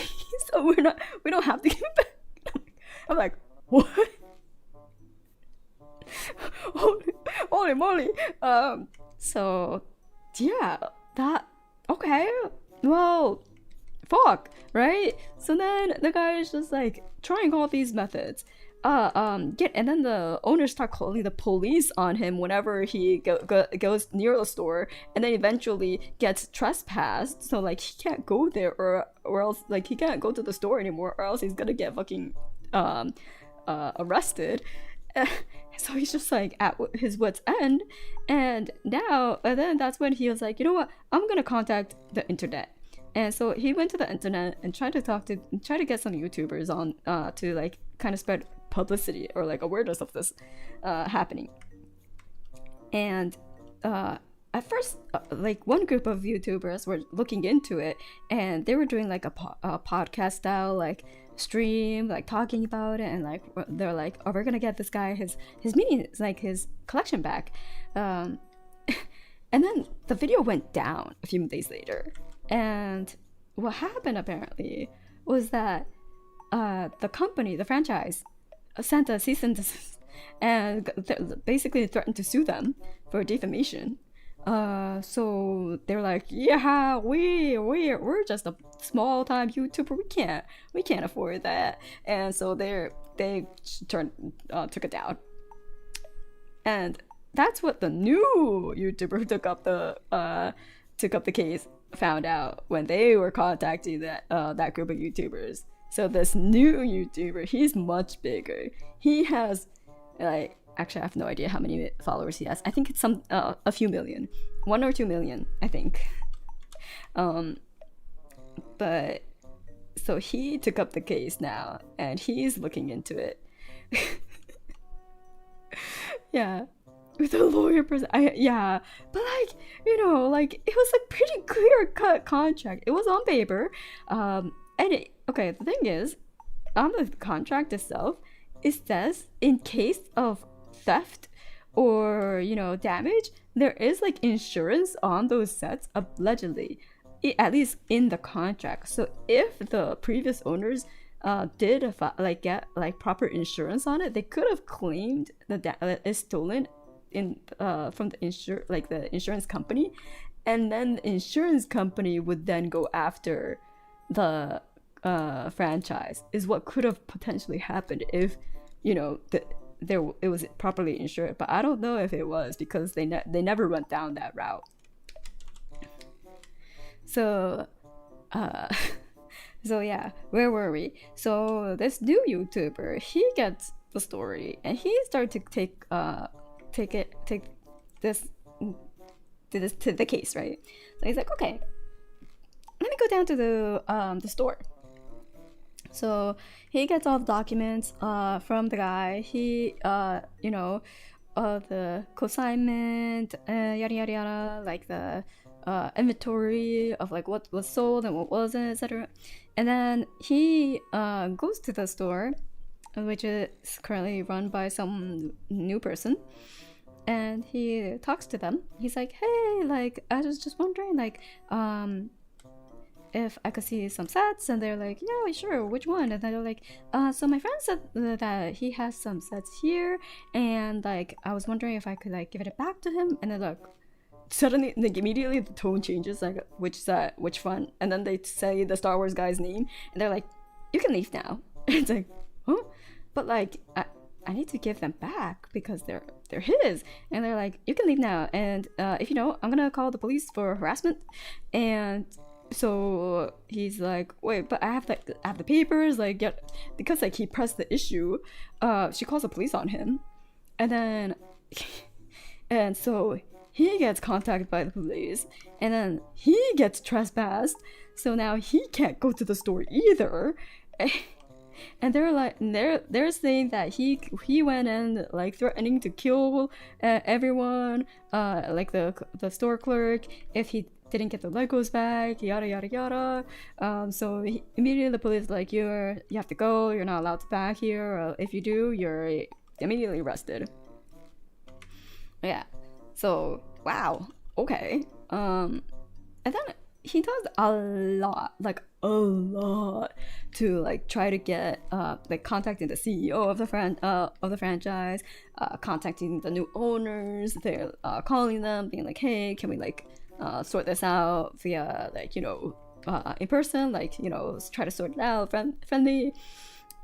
He gets yelled at and cussed out immediately, of course, and then also like threatened to be sued as well. Oh, by the way, the original Star Wars guy was threatened by the new owners, being like, if you, well, what are you gonna do? You're gonna sue us?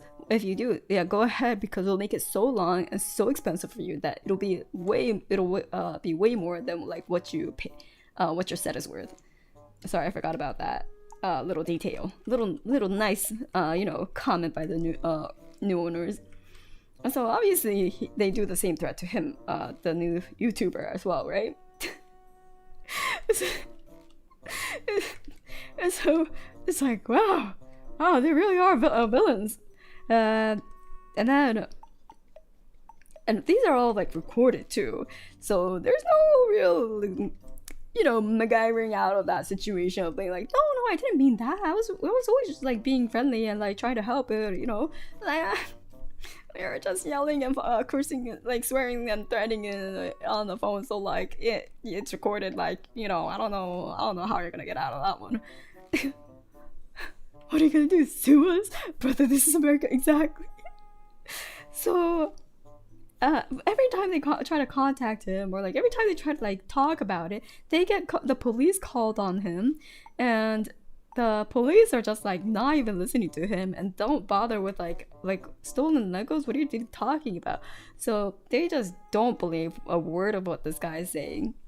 And eventually, like the YouTuber decides to file like a small court case against the franchise, which they allegedly won, you know.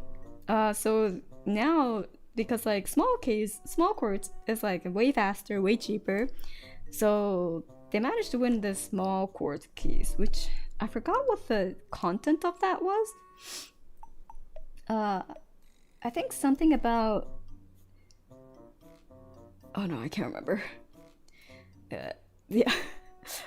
this whole, as you can tell, like it's already a lot, right? There's been a lot of information already. So, and this is still like halfway through. So yeah, massive. Yeah, exactly. Like they were like, hell yeah, we got that small court case. Now we get to serve them papers. Like, yeah, exactly. Like civil penalties, monetary damages, or movie stuff, etc.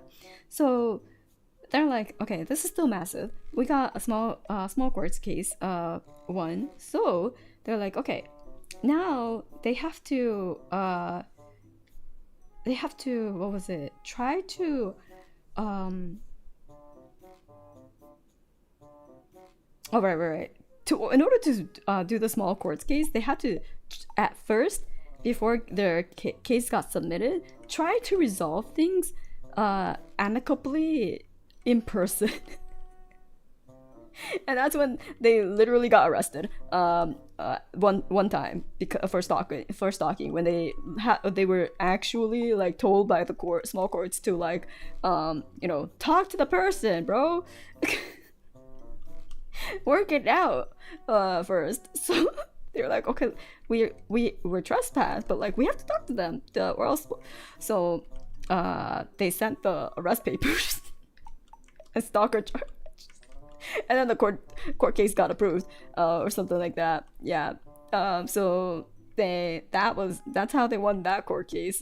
Be like, yeah, we definitely tried. You can see right here, there's proof. So then now they're like, okay, we won the small court case. So we have to serve the papers. So they go to this house. The police are called, of course, because they're like, you're trespassed at this house. And then they're like, well, we're not on his property, but also we need to serve them this court paper.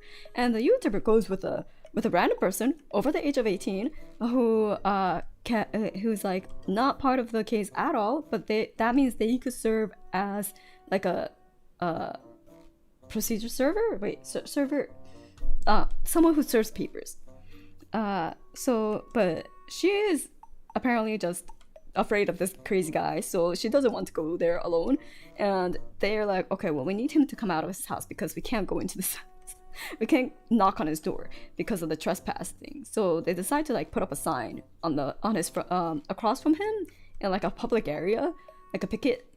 That's going to be something he doesn't like, so he'll come out to like remove it, right? That was the thought process behind it. It was like a graphic design poster of like him say his face AI image to be like, I steal money from old sick folk, something along that line. So yeah, so now they're like, okay, he must come out to like get rid of this sign, right? No, he just calls the police, of course. So they're like, okay, we have to serve these papers, and the police are like, oh, okay, well, you're not doing anything illegal. So the first police come, and I say the first because a second police comes after like 10 minutes, and they're like, what are you doing here? And they're like, well, repeat situation. Okay. And then they leave. And then third police come, and they're like, what are you doing? Or third, okay, so this is by this point third or fourth repeat situation. And then they're like, can I see those papers? And then they're like, do you mind if I serve those papers instead? Like, what if I go hand it to them? And they're like, that would be great, because that would be doing our job that we wanted to do for us. So the police goes and gives these papers, goes up to the new store owners and be like, hey, this is your papers, right? He comes back and then he's like, he doesn't want them. And the guys, obviously everyone's like, he just didn't want them. He's like, yeah, he doesn't want them. So you have to go now. Just like, what? You can't just do that, right? But anyways, the police is just like, no, he doesn't want them. And then like a fourth police comes and they're like, can I see those papers again? And they're like, okay. And the police goes into his police car and he calls the court. And it's like, is this a real court case? Because the previous police is like, I never seen this paper before. It doesn't have like a judge's name signature on it or something. This must be fake. So the other police calls the court and confirms with the court, like, is this real? They're like, yeah, that seems to be a real court case, and we need to send the dates, but because the papers haven't been served yet, something like that, right? So then at that point, there's like redacted audio, there's redacted footage. Some of the redacted footages got leaked later, but for now, that section of the police finding out that the papers are real, and up to the next point is the audio is fully turned off. Like they turned the mic off so that it's not even recorded ever. And basically, the police come and arrest the guy, arrest the YouTuber, and yeah, not the guy who's, you know, saying no to being served the legal papers. The guy trying to serve the legal papers, the YouTuber, gets arrested. And they're like, and they don't tell him why he's arrested either, by the way. They just like, you're arrested. And then they try to detain him without bail, because the first time he got out on bail. But then the judge was like, nah, this ain't gonna fly. He's not doing anything illegal. So then so then the YouTuber got out on bail again, because the judge overruled and set a bail on it instead of like a arrest detain without bail. So he gets out after like 12 hours, and then he goes back to his Airbnb, And the very next day is when their whole Airbnb gets fucking swatted, and you hear like a recorded section by the YouTubers' equipment, like, go get them, get everyone, every single one of them, and look for the stolen Legos. So, and you're just like, what? But yeah, so apparently, now the police are like thinking they are the ones that stole the Legos instead of the new owners. Yeah, that whole part gets redacted too from the police side, but it was captured by the YouTuber side, so you could clearly hear it. And then, so they arrest everyone on there. Also, I realized I skipped quite a few other parts that happened, but we'll circle back on that. So now everyone's arrested, and then the guy is like put into like an interrogation room with a detective, and I don't know. I was like, okay, I don't know how I feel about this, because he should have just immediately, as soon as his Miranda rights got read, he should have been like, I'm getting a lawyer. You know, you don't talk to the police if you're in that kind of situation, because they're gonna try to get you in more trouble, even if you may be innocent, like, or even if you are innocent. They're gonna find anything that they can, because they're already convinced at the point where they arrested you. So you're just like, okay. But he starts talking in good faith to the detective of everything that's happened. And he talks about how like he made a GoFundMe to like try to, you know, get the guy his money back. And then that's where the detectives were kind of like, gotcha, bitch. And really we're like, okay, yeah, we're gonna arrest you, like detain you for that, blah blah blah. So do I know the legality of like why the GoFundMe was that, like, you know, gotcha moment? I have no idea. So I think it's like part of like the defamation part and like harassment or something. But anyways, yeah.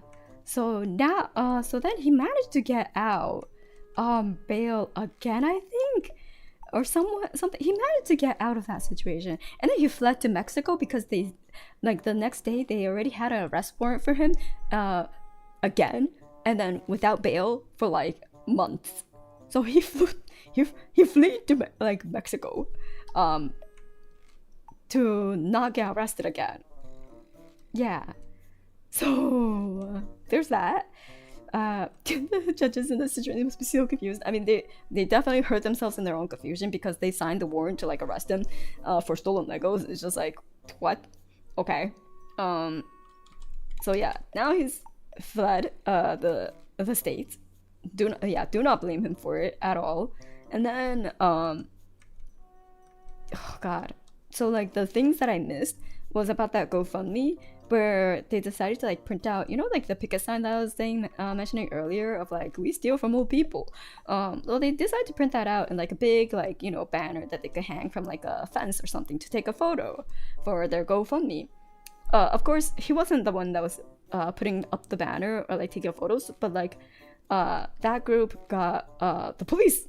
Like the police came in like 30 seconds, like it's super close, fast. They were like, what are you doing? Like they just went outside and started putting up this thing, and then the police were already on their ass, and they were like, what the okay? And they were like, we're just putting up sign for a GoFundMe, and then there's nothing, you know, illegal. And one of the cops was like, yeah, that's fine. But like this other cop is like, no, I don't like this, and he like rips off the banner, shoves it in his car, and then like after a talk, like quiver, like, you know, bickering with the other police, who's like, this isn't illegal though. The guy's like, okay, I'm waiting for a warrant to like detain your phone, so I'm gonna take your phone, which is like, you can't wait, you don't have a warrant yet, you're waiting for a warrant, so you can't take the phone. But anyways, he's like, hand me your phone. So the guy's like, okay, and he takes the phone out and sees that like his wallet popped up, because, you know, when you take out your phone, depending, sometimes your wallet pops up. So his thumb goes to turn screen off so his wallet isn't just out there. And the cops starts doing like a quick like, you don't do that. Don't do that. You can't do that. I'm gonna arrest you for trying to delete was it destroy evidence. It's just like, oh, so he gets detained. He gets taken to the station for trying to destroy evidence. And he's like, I was literally just trying to turn my phone off. I'm sure you have a phone. If you press the power button on the phone, do you expect things to get deleted? The guy's like, I suppose not. Yeah, that's the kind of crazy we're talking. This is why I said it kind of blew beyond the Lego and whole another section into like police corruption or at best incompetence. You know, like, say that there's situations that are being redacted or like situations that we don't know that like, okay, maybe the police, like, it's very slim, as I've said, like perhaps they're not corrupt, right? That's still massive amounts of incompetence. Any way you kind of spin it. So yeah, it's just like, holy moly. And they're probably on a terror list at this point. Yeah, I wouldn't be surprised. And like another day, the YouTuber, when he was like, driving with his friend, they got stopped, and they're like, get out of the car. And they're like, what's going on? They're like, we're gonna do a search of your car, because we got a call that you are possessing illegal substances like heroin. And they was like, what? No. But they got their, the drug sniffing dog, canine, and started sniffing around, and allegedly the dog got alerted to a substance existing, but they couldn't find anything. And then the guy who was like driving was like, no. Good old Blampton. Like, he's like, I've never done drugs. I don't even drink or smoke. Like, I've never done any of that. Like, I'll do any drug test. And they did all the drug tests, and they passed, right? Because they're not doing drugs. But the police officer is like, I could see it in your eyes. And he's like, what about my eyes? He's like, they're doing that kind of diluted, dilated thing. Like, I could tell. So. But then they couldn't find anything. So after 3 hours, they're like, okay, we'll let you go. But after trying to get them to like confess to where they're hiding the drugs, and it's just like, holy moly, that's a total please show me the warrant stance, right? So yeah, apparently it's bigger than just the police force, the unconfirmed. Yeah, because it's okay. The reason why people are thinking that it's like a whole web of like corruption is because according to the YouTuber, they're all like, it's like a whole web of, wait, I don't think I'm allowed to say this on YouTube because that whole audio bit got muted, but in another YouTube, so I actually don't think I'm allowed to say it. If you look it up, you'll probably find out, but they're all part of one community. So that's, yeah, I'm gonna be safe. I was like, oh yeah, caught myself. It might not be something good to say on YouTube because it might get redacted. But yeah, that's the majority of it. So now, so a new thing that happened is that after all of that, right? Obviously, the guy fled to Mexico, and so the updates are a little slow on his side. The police made their own statements that just like the fucking soft. They said, so we've looked at the footage. Like, he's talking like that the whole time. We looked at the footage. We we got a call from Mr. New owner, and he has complained. Like, he's literally, that's how he's talking. You can barely hear him, and we're just like, but they'll talk about how they're they don't admit to any wrongdoings. They're like, well, we stopped the YouTuber for not stopping at a stop sign, which if you see the dash cam, I'm pretty sure that's a stop. Not even a rolling stop, just a pure ass stop. But anyways, so then they just stop him, and then, you know, they that's when sometimes when they stop the car, you could see it. They already know who's in the car because they'll be like, "Are you Ben? Like, are you the YouTuber?" Straight to the passenger. He's never the one that's driving. But they would look at the passenger and be like, "Are you Ben?" Like every single time. So they know who they know who they stopped. But they're like, "Oh, you didn't stop at the stop sign, so we stopped you." It's like, yeah, that's bullshit. And that's an illegal stop, because like for them, if they stopped someone for illegal traffic, breaking the traffic laws, but they didn't, that's illegal on the police part. Yeah, so it's illegal, but who's gonna stop them? No one, because the police made a whole statement being like, yeah, we stopped them for breaking the law, breaking the traffic laws. And then like the cops, they're like, yeah, we got called to this new owner's place multiple times. One time he called saying that he's going to shoot someone because of the harassment, and he just glosses over that, by the way. He doesn't even talk about it beyond that, being like, yeah, he threatened to shoot someone, but whatever, the guys that's harassing, he's the problem. So and that's when they arrested him for stalking, by the way. Is like when the guy calls police being like, I'm gonna shoot someone, like, sure, what a thing to gloss over. Okay, so yeah, that police statement did jack shit for anyone. And then you find out that the franchise apparently sent a a takedown notice to Patreon of all companies, to take down the YouTuber's Patreon, and like legal papers for Patreon to take down the YouTuber's Patreon, because that's the income the YouTuber has in order to stay in this legal battle with them. So they're trying to kind of like choke him dry of any funds to fight them. Yeah, and Patreon released a statement.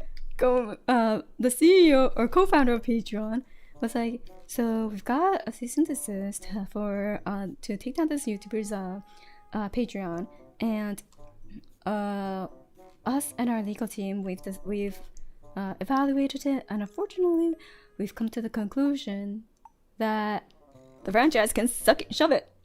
So they're not taking down the Patreon. And they're like, and if you want to sue us, go ahead. So, and I'm like, hell fucking yeah! Yeah! Let's go! Yeah, finally, someone sane. Yeah, who has more money now, bitch? Exactly. Patreon. You can't fucking sue Patreon. They have more money than you. So, yep. So Patreon is yep. They're just like, fine, sue us. Obviously, so far, no news of them suing Patreon. On the other hand, you know what happened? The franchise decided, shit, cut this bleeding arm, and they decided to part ways with the new owners and close that storefront completely, altogether, for good. So they threw the new owners under the bus by severing ties with them, and then in their statement they also threw the previous owners under the bus, being like, this whole thing happened because of them, and they were incompetent, they were like breaking all these rules, and like they did all these things, yada yada yada. So we're so sad to see the new owners go, but we must blah blah blah blah blah. What a joke, right? So yeah, that's the TLDR of the whole situation. I tried to keep it as concise as possible, and it was still this long of a tirade. Yeah, this is an unfortunate turn of events, and we had no part in doing in this exactly. Literally, and their whole stance now is like we've been really trying to help the Star Wars guy, get his collection back, and we're doing everything we can, but they're refusing to show us the documents, papers. It's like, what? Hello? You should be a video essayist. No, I would not be a good video essayist, I don't think, because I don't like doing the research. The proper research, you know. This is going to be a documentary 10 years from now. Oh, I bet it will. Instead of react content, make co-recaps. We did everything we could. It was nothing. We did everything we could to try to prevent him from getting his collection back, so we could profit. This is an insult to boss. Oh my god. Recoups. That's when you just make it up and add allegedly at the beginning of every sentence. Oh my god. No. I don't want to be responsible for that. Maybe I'll do like a recap synopsis every so often when I come across this like kind of buck wild situation. But reminds me of the Final Fantasy recapitation. Is there a decapitation going on? Series.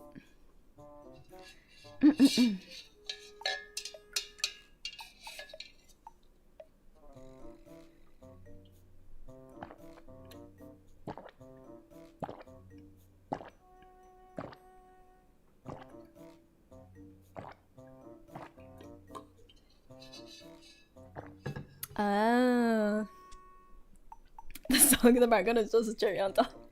Oh yeah. I mean, it is kind of like the circus, right? That's happening. Final Tommy, thank you so much for the compass. Thank you. But yeah, that's what's been happening. It's in my metal thermos tumbler thingy. Yeah, it has a chopstick because it has a liquid IV in it. So in order for me to mix it, I just use a chopstick.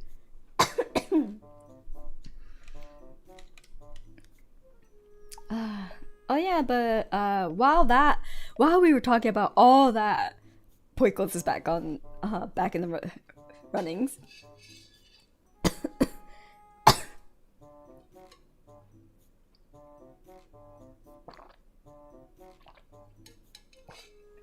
I never got a good look at that figure, like the sculpture figure at the background of all like the heroes, right? Or is it the summons? Oh god, it goes by so quickly. I can't see.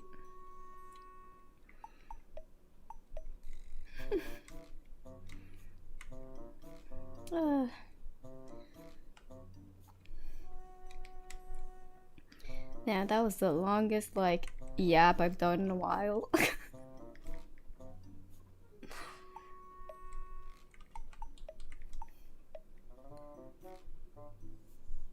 It's so funny. My younger sister is apparently keeping up with the story too. And then on Friday, I saw my coworker who was also watching like the story, and we were just yapping about it. It's just like, oh my god, isn't it crazy? It was cozy and suspense. Nice. Yeah, I think I covered almost everything. Almost. But because it was so crazy, there's probably a lot. I think even... Yeah, I like glazed over all like the smaller stuff that the YouTuber did in order to try to get like the owners and stuff to like react or like somehow give the stuff back. It was oof. I think the whole thing unraveled around like this week, or like halfway through the last. I don't remember too much. I think I think it's been a week. Wild, buck wild.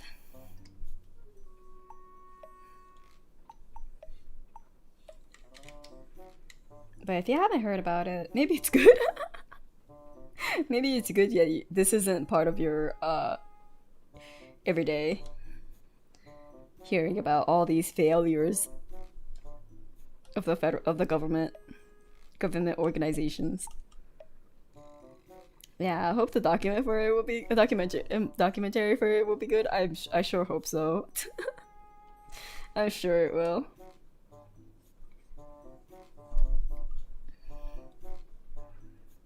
It's like everything you would want in a documentary.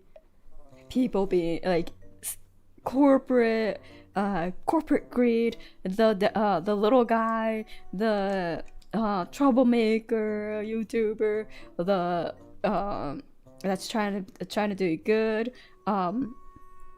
the evil CEO and owners, you know, threats for legal procedures, arrests, corrupt organizations. That's all of it.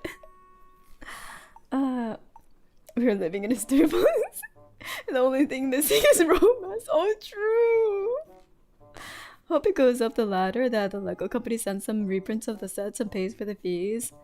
30 minutes late, safe check. Oh, thank you. You know, Lego, I think Legos did put like a statement that they're quote unquote looking into it, but I can't see a universe where like Lego would benefit from, I don't know, dipping their toes into this. I hope they would, you know, because it is like a company that's tied to their, you know, their whole thing. But it's, yeah, because like for them it's just like, well, it should be a clear and cut case, a clear and cut situation. For them it's like we shouldn't have to be involved. Yeah. Oh my. Phase 3. Yeah, that old man is their best customer. Yeah. So, you know, it would literally be for publicity points. Which, does Legos need it? I don't think so.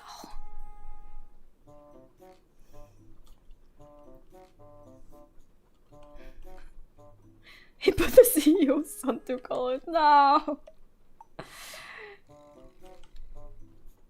Evil.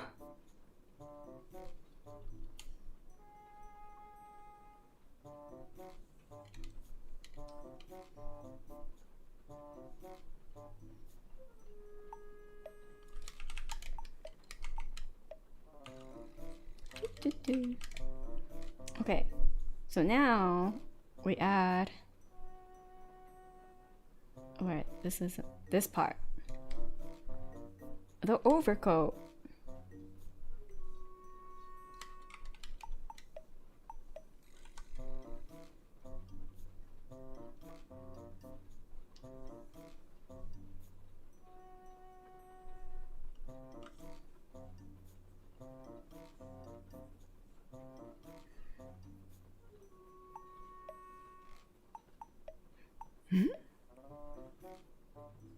You know what would be funny? A Lego replica of the shop and let Star Wars man take a wrecking ball too? Oh my god, yes. Please. Let him have some sort of satisfaction.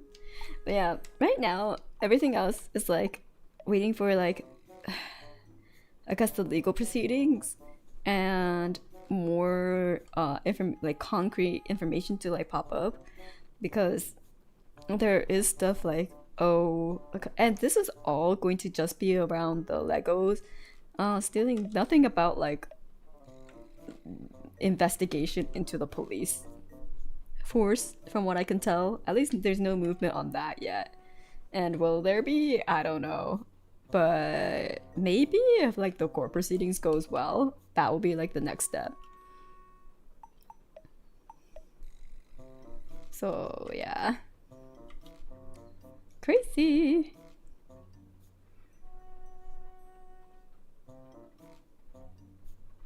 I think in terms of the Lego portion though, it's probably gonna be, oh, but what was the actual value of like what the stolen Legos, what are like the nitty gritty numbers, oh, and you know, what happened, what was the conversation between you when you were trying to get it the first time, he said, she said, all that jazz.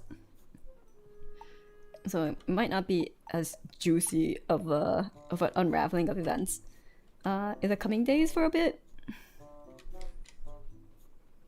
Did anyone file a complaint against the police force? Not that I'm aware of yet.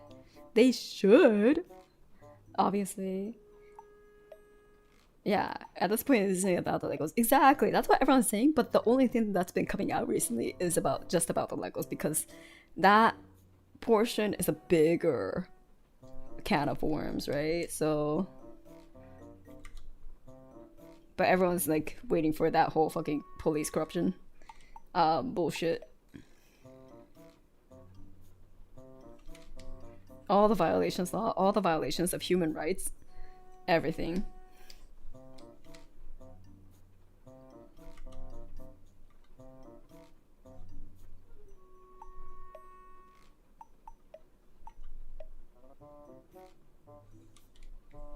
Yeah, alleged police corruption, sorry. True.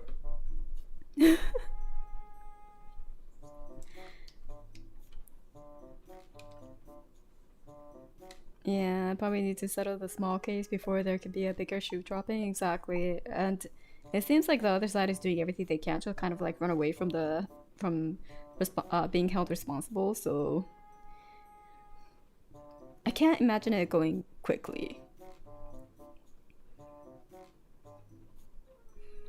Which is why at this point I think there's gonna be a little bit of like a break in the turn of events.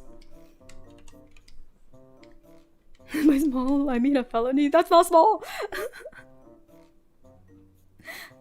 That's not small. What? Oh, time to go. Koyasumi, Koyasumi. Konbanko. Hello, hello. Welcome, welcome.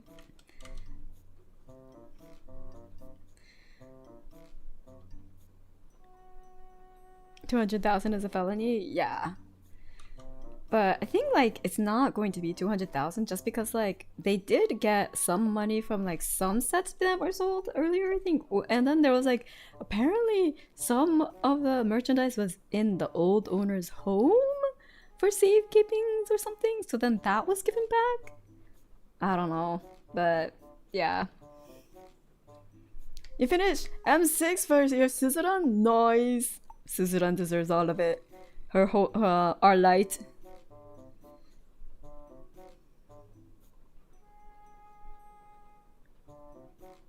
Small claims is up to $500 max. Oh damn. That is a small claim. small claim. They weren't getting.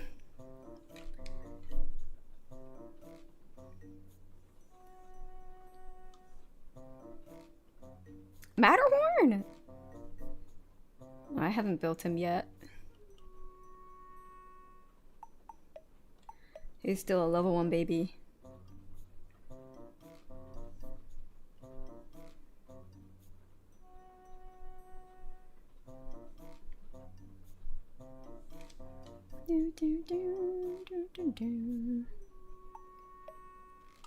Oh, did they? Oh, they wiped. I see.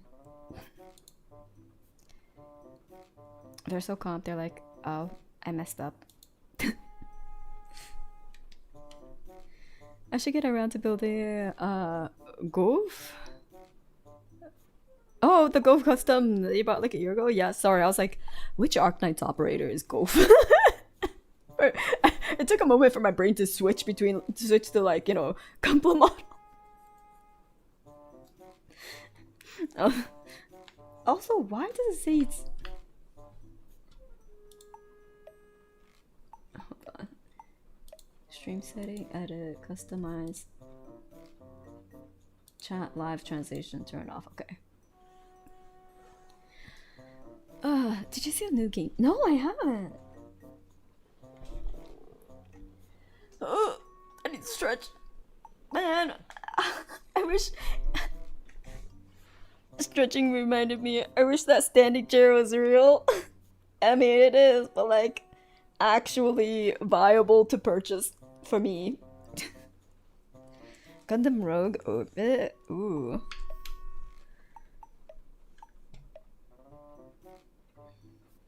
Yeah, the games have been going crazy, but I'm like, man, I can't even finish Subnautica 2 that I want to that I'm playing. Yeah, I can't look at any new games right now.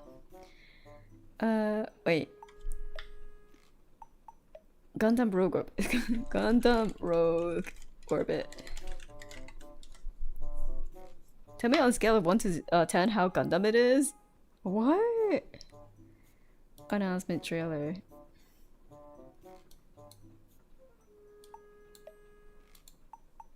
Oh, it's English.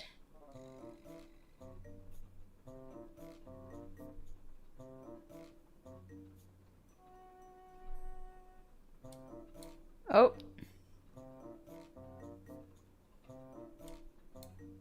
Oh, it's Gundam Darks. Wait, are those aliens?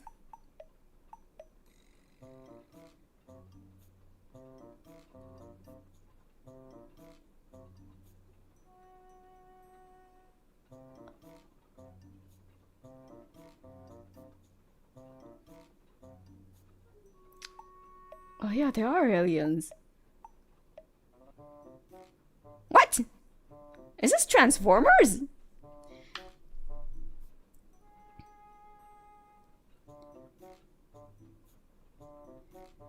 I'm so not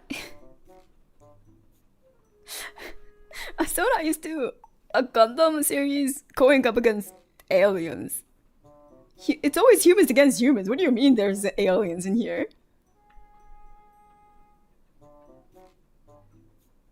Oh my god, they even do the fucking Monster Hunter pose.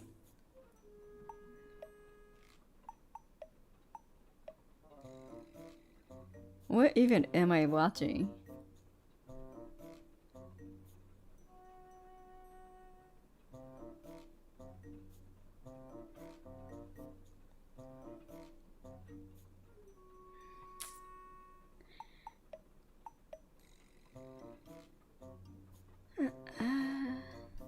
Yeah, I guess they decided to explore new territory. But like, that's very new. Politics of killing mass amounts of humans with a supposed faction with a super weapon. Yeah. The whole Gundam was shades of grey, which I personally no, the color scheme is just like meh. Like there wasn't any cool color wave. There wasn't any pops of nice color. Like for me, I personally love New Gundam, but like, and I know that's like super monochromatic for a Gundam, but like I still want some color there, you know. And they have like bits of like that nice bright yellow or like or yellow to contrast with the more dull blues and like silvers. How Gundam is? What is that? Yeah, it's like, is this even Gundam? It's not Gundam. I'm like, this feels like a Transformers thing. You know, Michael Bay directed. It's new. Yeah, I would say it's new. It's definitely not classic Gundam at all by any means. It's new. You got me there. The new types are getting out of hand. Crazy. Wild.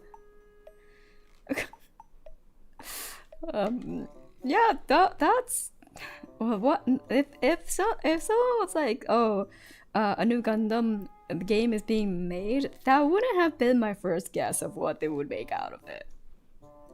Yeah, for sure.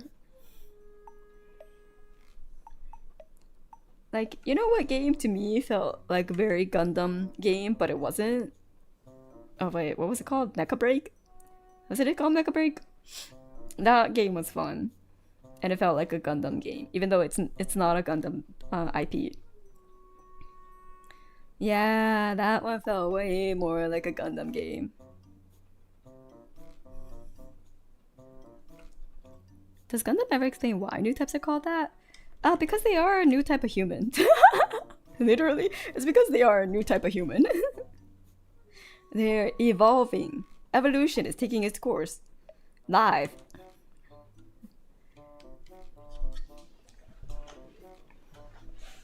God, I wish they made a new Transformers games. Shrug's good enough. Yeah. Yeah.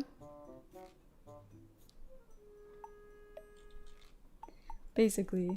It's like, oh, they're more psionically, like, you know the hive mind?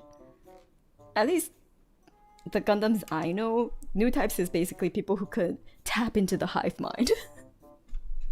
Or so to speak. That's the best way I could describe it, but like maybe someone would have a better explanation.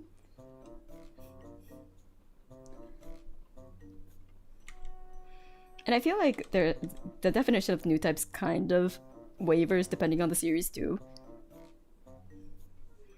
They're more attuned to psionic abilities.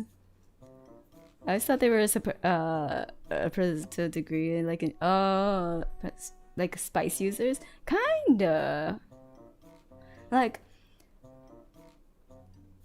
I prefer. I can't believe they're just psychers from 40K. Like, basically, they could communicate their thoughts to others, kind of radiate their emotion to others. Is something I've seen in one of the Gundams. They can control funnels, you know, in Gundams. So like their mind could be like everywhere all at once, essentially, with like the drones, but it's called funnels because they're the ones controlling it. And they could connect with the Gundam better, I guess, you know? That's like the premise of what the new types can do.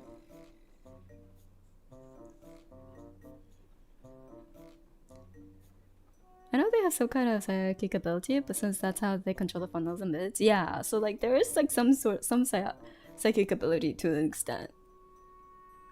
Oh my eh! Oh my eh! Phase 3, let's go! I don't find the new Game of War controversial. There's nothing controversial about it, people are just mad. Was Gundam after Star Wars? Because this sounds like Jedi. Gundam? Oh shoot. Gundam is like 70s. Wait, hold on, let me double check. I think. No, was it 70s? What was it? That was 1979. Star Wars is 77. Ooh. So they were 2 years after Star Wars.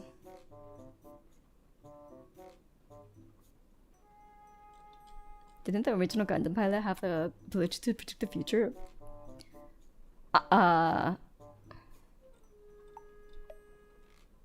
Did he? Amuro?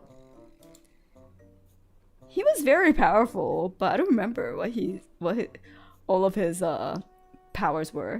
To an extent, yes. Okay.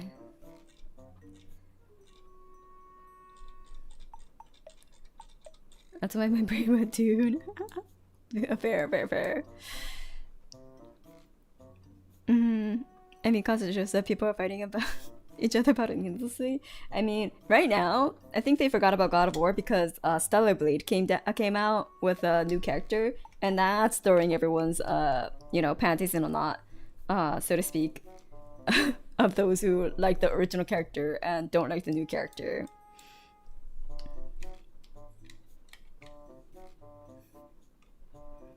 So I think that's taken over the my girl main character discourse. I want a bench. Yeah, I like to push. I was like, gameplay wise, she seems absolutely fun to do because she gets a big ass gauntlet and punches people things. Great.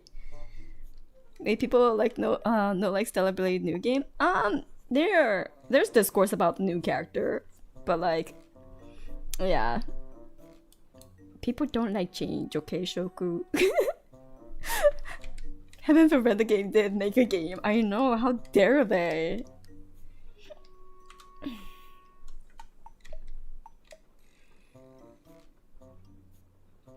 I gotta change this game.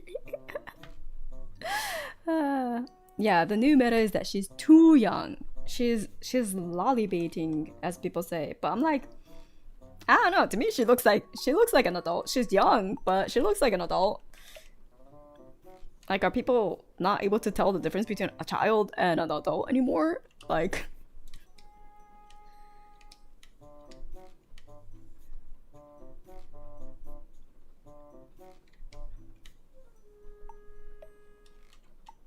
It's okay to play water spirit.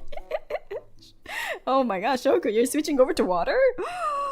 Why didn't you tell me?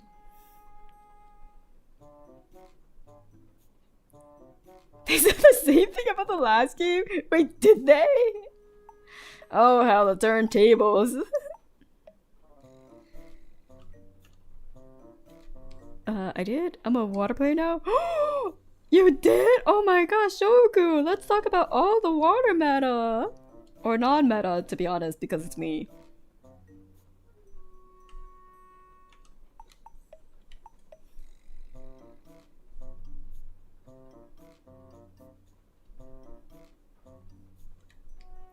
Shoku, who are you? Yeah, we learned not to engage in online discourse about, you know, people who can't, who talk about women that never seem to have interacted with a live woman in the past like 10 years of their life, you know.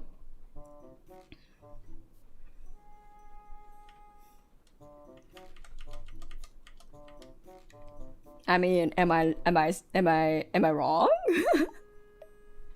am I wrong if that type of shit they say, you know, it's just like, okay, so if you haven't seen a woman in the past 10 years, that's okay. You know, some people don't see other people, and that's okay. But like, you know, maybe you shouldn't pretend to be an expert on something you've never seen.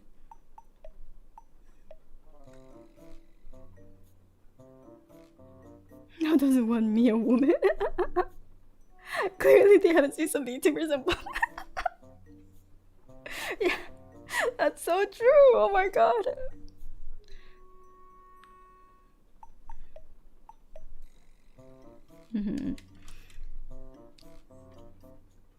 Says the man who was just given some banana bread by a female friend. Share with the class. Where's the banana bread? I'm waiting. Asking for a friend. Sure. I see. Well, Shoku, first you go outside. And then you go to the cutest, like, Instagram friendly cafe there is. Bam! Full of women.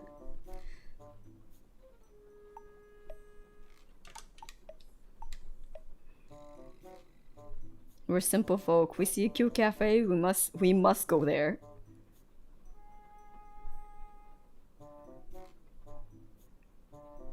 Shades of warm neutrals, maybe some mint green or like light pink / lavender, depending. Instant. Or like a rich emerald green, you know, the Parisian green. That's definitely not made with arsenic.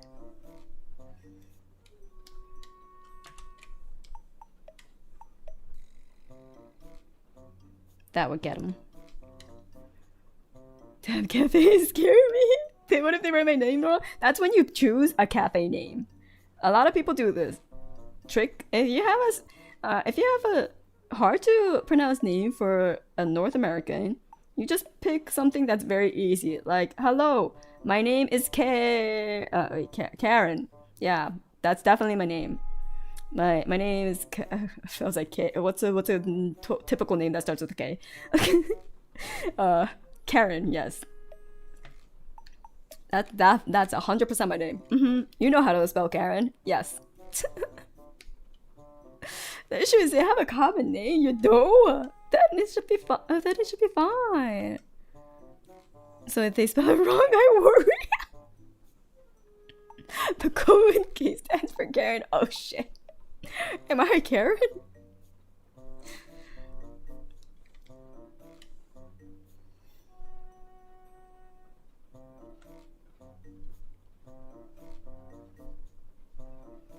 Yeah, so that's what a lot of people do. For me, my name, I hope Ko is short enough.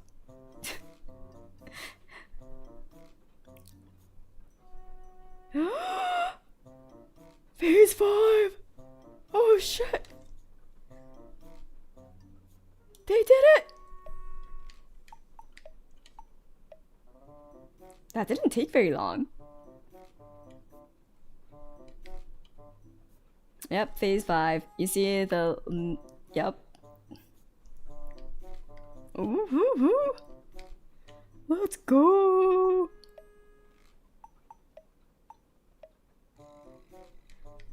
It sure is Kyoki no Hajimari. Goddamn. Holy moly. The poor healers.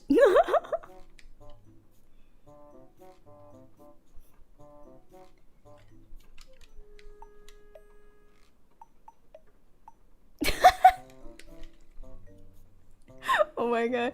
In the comments, in the Japanese, oh Sherman McDown, oh no! In the comments, they're like, oh, it's Kefka-chan that went and took, oh, everyone's falling. Oh shit. Oh, it's just the bard and, oh, it's Jover. But they're trying to get the mechanics as long as possible. Understandable.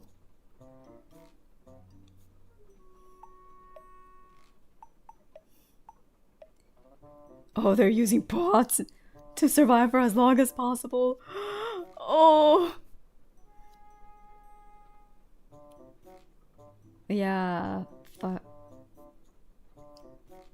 1, 2.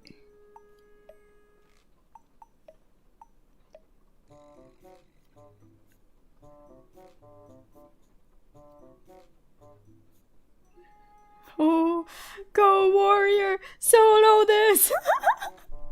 Solo this warrior!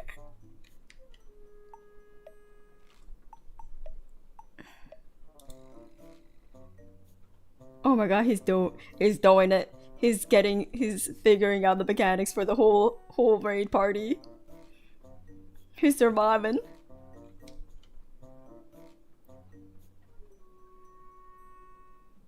Yeah, extra players. Damn. First clear is also so, that would be so funny. Damn, the warrior survived for so long on his own. That was crazy.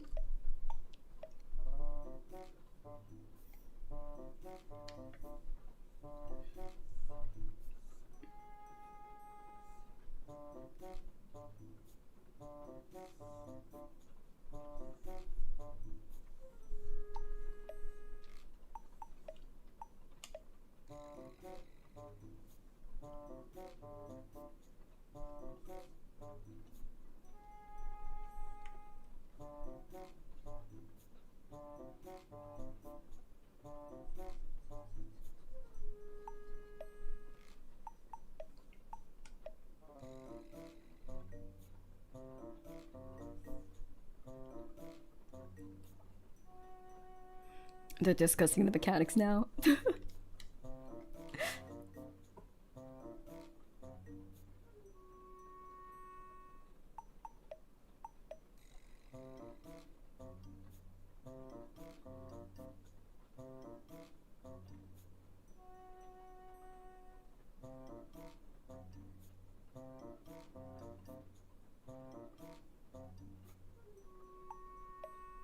I see Alexander ultimate clear with 0 people alive. Killed by Dot.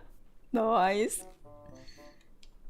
The mod lady is looking very lovely. Oh, thank you! It's going pretty slow because I'm yapping and just like looking at the world's race. But she's getting there.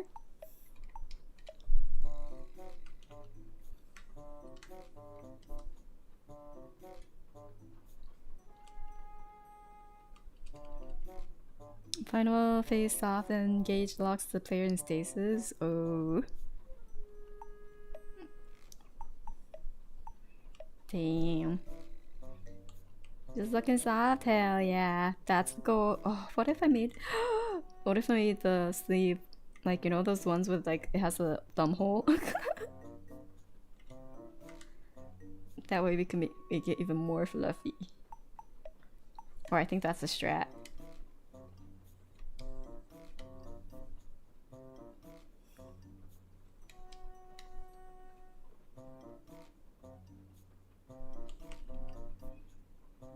Yeah, thumb hole.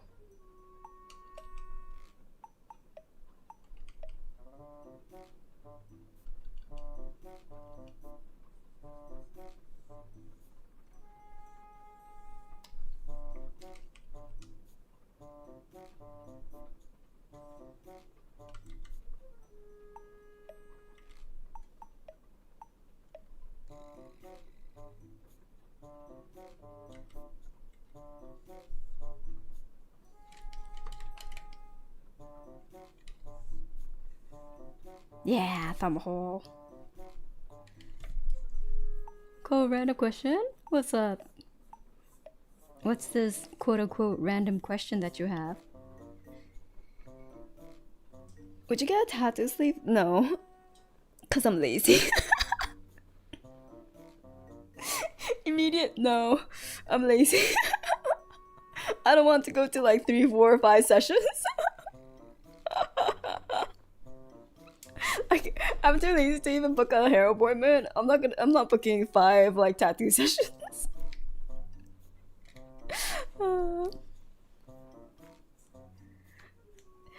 Man, World's First is cool enough, but this is the most ridiculous Stanley Cup game I've ever watched, right? It's crazy. I mean, yeah. I mean, like, yeah, I just leave, but like I have to go through the process of like booking it and then going there. Nah, that's a hassle. We should design it. So like the thing is, I actually did think about getting tattoos in the past, multiple times, but I don't have like a design that I really would like to keep on me tattooed forever. Like I've never come across a design that I would want to do that. So that's why I'm like, yeah, probably not.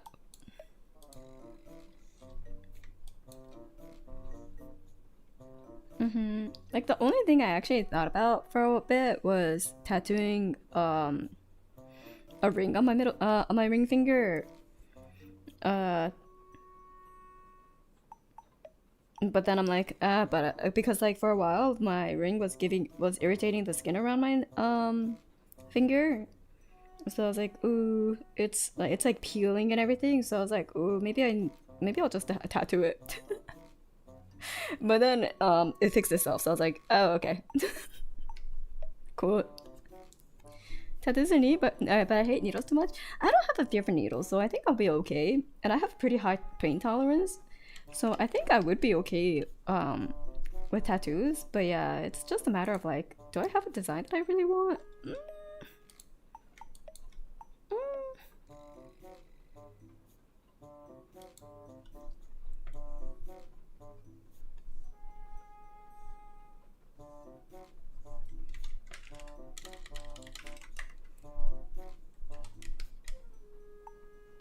Your ring is too big now, so you got a necklace? Oh, nice! Necklaces are also a good option. They're great for keeping your ring on.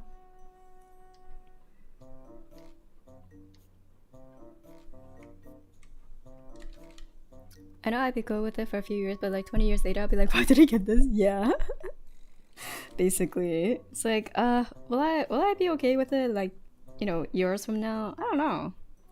Consider getting an Outer Wilds based tattoo someday. It's something a lot of fans of the game are known to do. Ooh, Outer Wilds is like, they're like, if you do designs of it, I think it would be all pretty subtle too. So I could see that happening.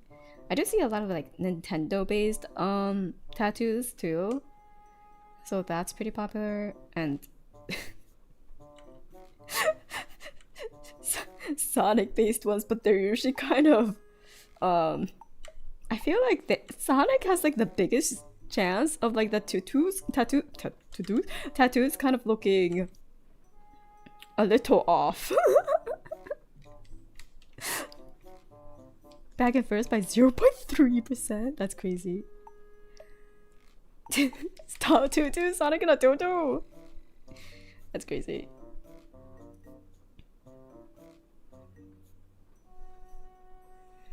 I like Sonic, but yeah, I don't know. It's just Sonic. Maybe it's because like a lot of like there's just a lot of people who get like Sonic tattoos.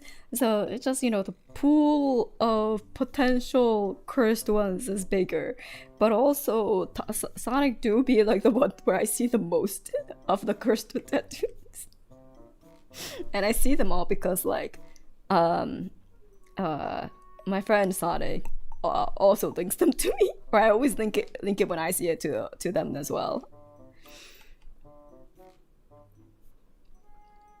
For a long time, I wanted to get an Assassin's Creed logo. Oh, I mean that one's fancy, so I understand that.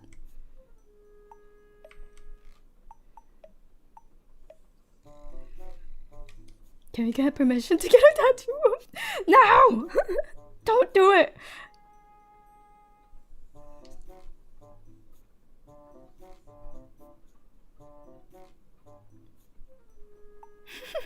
Everyone knows as soon as you get the tattoo, the person disappears and the franchise dies. Oh, yeah. Yeah, that's why you tattoo it, so you have it forever.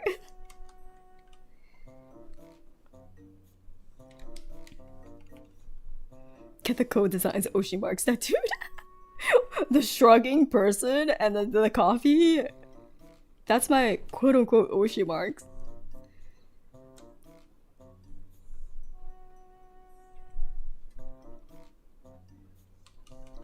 You're going to get knuckle tattoo of code designs. No!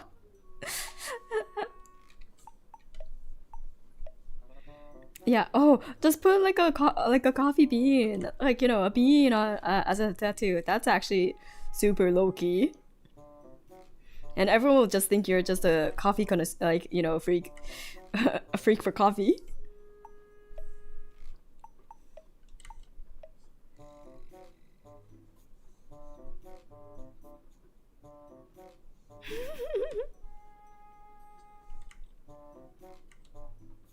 Okay, bokujo. Sorry. So Japanese people tend to do this where like they say something and then they add like a completely random word after it, but it like rolls off the tongue super well. So like some people say together. So the guy said like okay, like to kind of emphasize it was like super okay. He said okay bokujo, which is like bokujo is like a farm. But yeah, Japanese people do that a lot.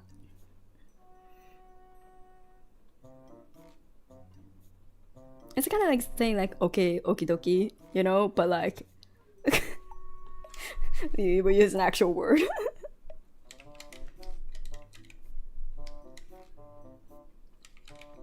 Not the tatebayo. Oh, the feet is big. Is really big for some reason. Wait, why is the feet so big? Oh, cause it's at an ankle.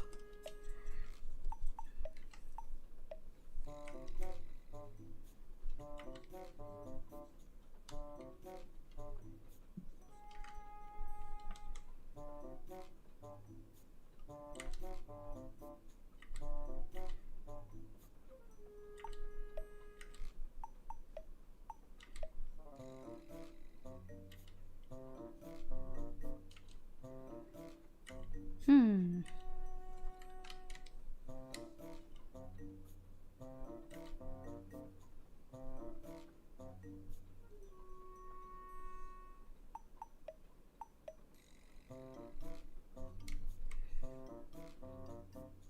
Like this.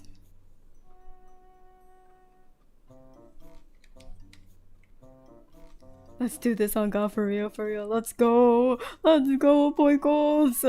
You got this.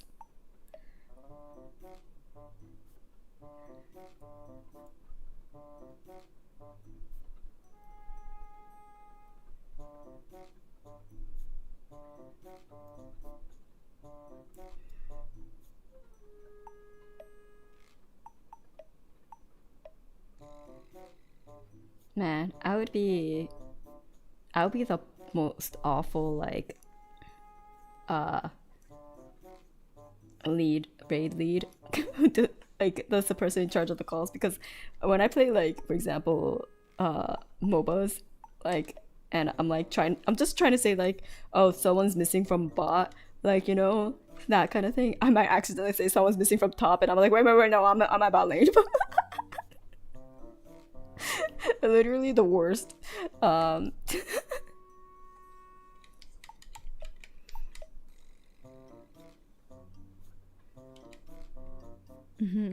yeah, cool. Would the game you're planning, those four show up with weapons or just like hand swipe for attacks? Ooh, okay, so for her, she won't have weapons, and that's a very conscious decision because her weapons are her threats. But the other characters that appear, they will most likely have weapons. For my group, we have a certain people who do callouts if they are the fastest to read the mechanic. Oh. But fast means potential errors.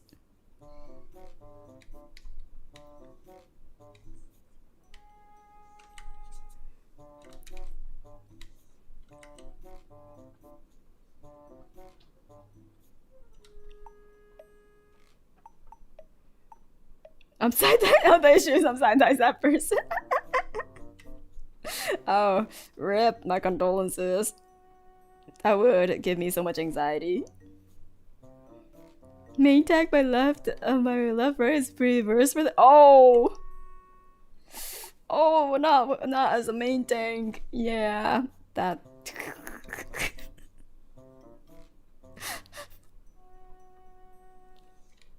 Oof.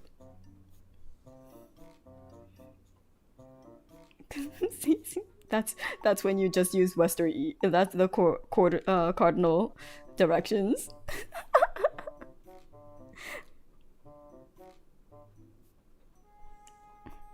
Poikos also refuses to use any left or right. They use east west or like the markers. There's never left or right.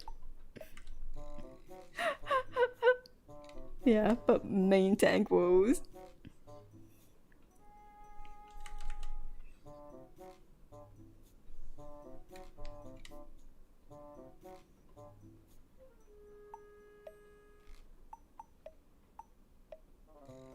Starboard and larboard woes.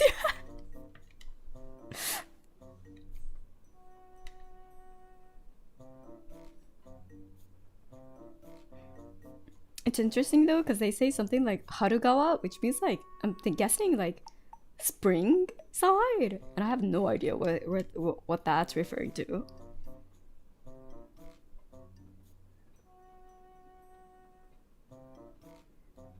They say Alpha. Screaming port at someone seems insane. The problem is, brain reads boss is relative because I am main tag. True. Oh yeah, maybe something stage related. So if someone says east, my brain still says right? Oh no.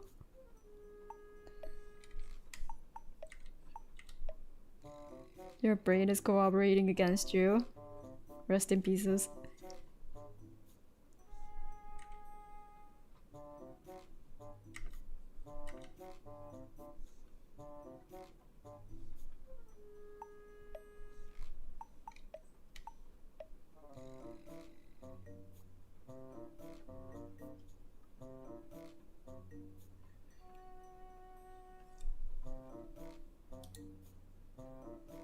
Oh, Umba time.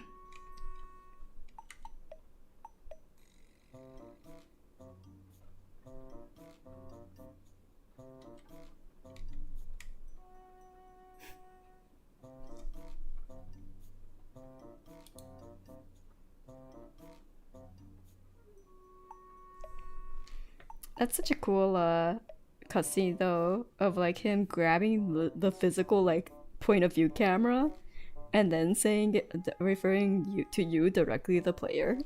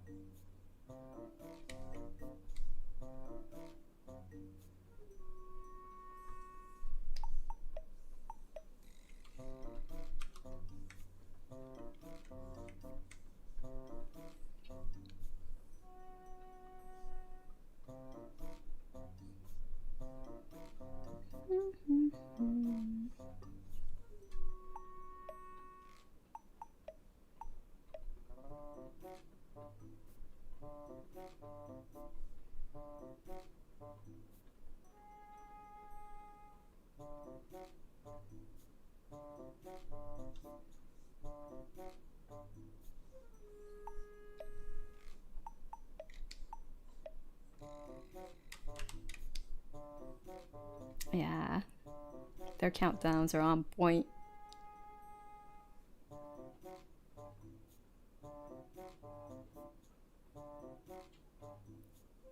Oof.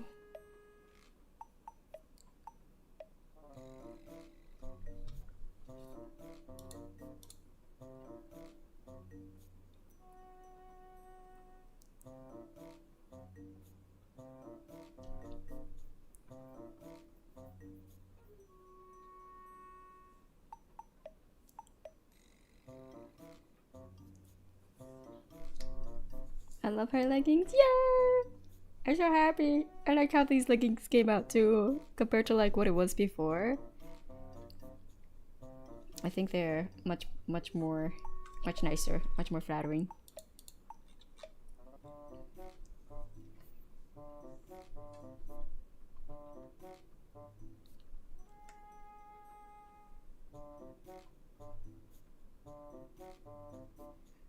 I don't even remember her power ones.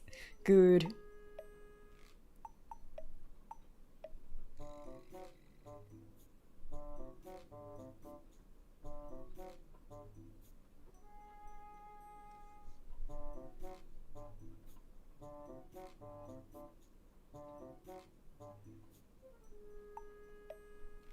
You're watching your first E12 as clear, damn. Just need to farm stat boost for the first clear gear, then you'll be on farm. They need that just one first clear. And then they finally pass out for like 12 hours.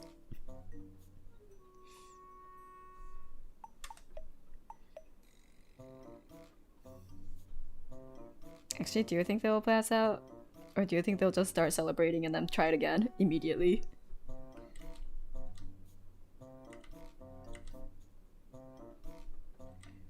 I feel like once you're in like this type of like caliber of like, you know, MMO raid clears, you're just built different. Ultimate only drops glam weapons, so there's no content harder. Oh shit. So they could just slay in style.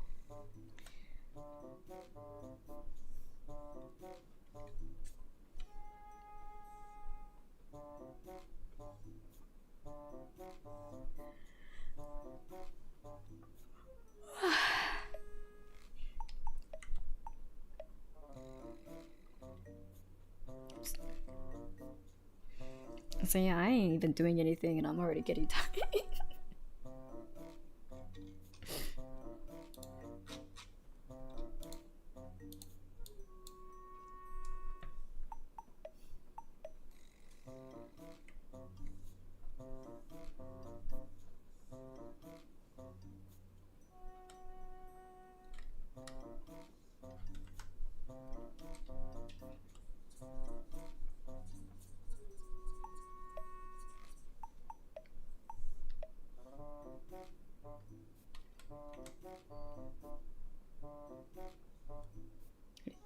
There we go.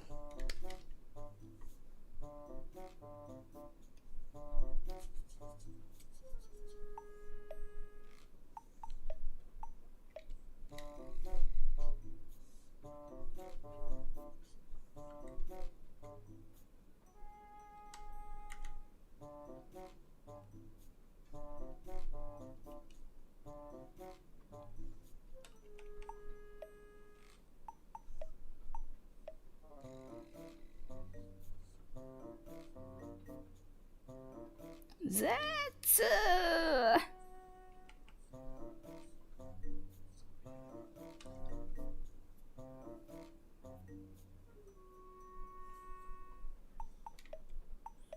It's past midnight for you, then maybe that's why. Yes, fashioning is hard work. So saving is saving. Okay, I see you. Yeah, it's past midnight. I should sleep soon.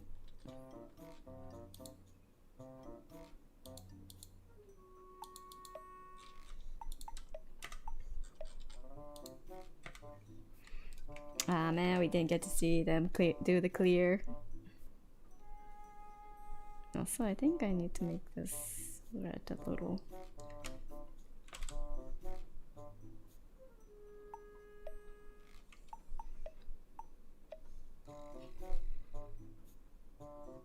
Yeah, this red.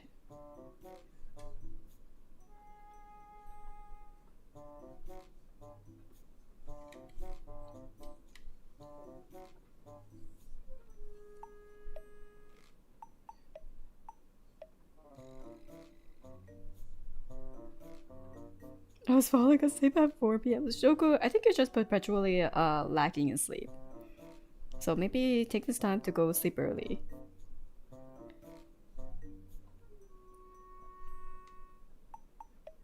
You know, sleep at a... Actually, yeah, it's like 9 p.m. for you. Just go sleep now. Yeah, I will. Good. Get some good sleep.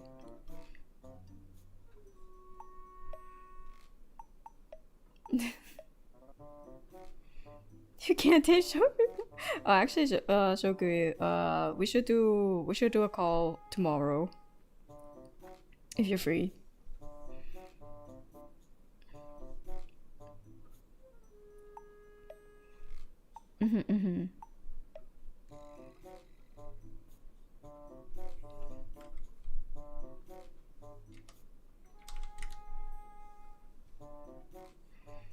Probably should have done it today, but I accidentally went into card sorting mode.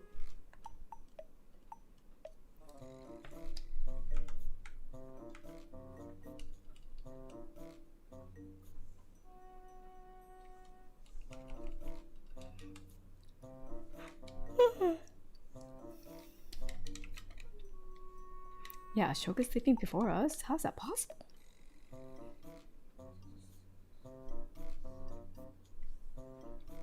Oops.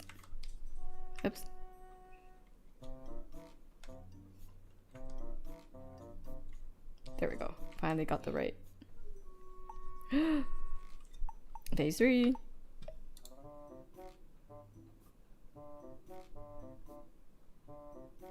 SM2?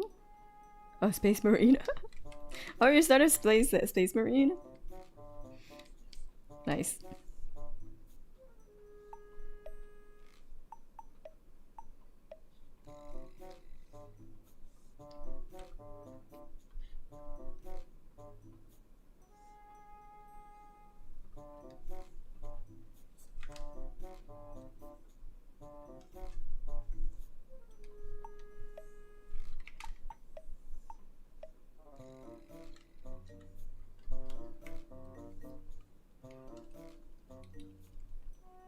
I'm playing it now, that's why I can't sleep. Oh, I see. Shoku. Get some rest, and then you could play some more Space Marine tomorrow.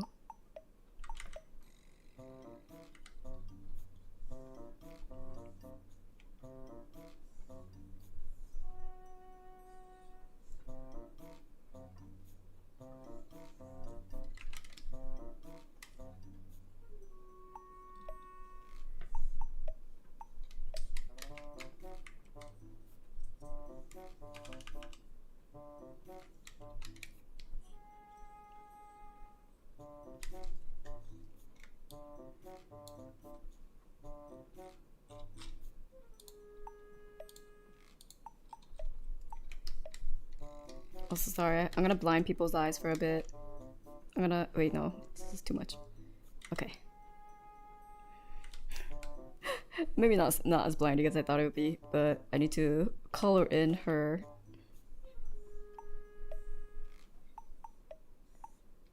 hair.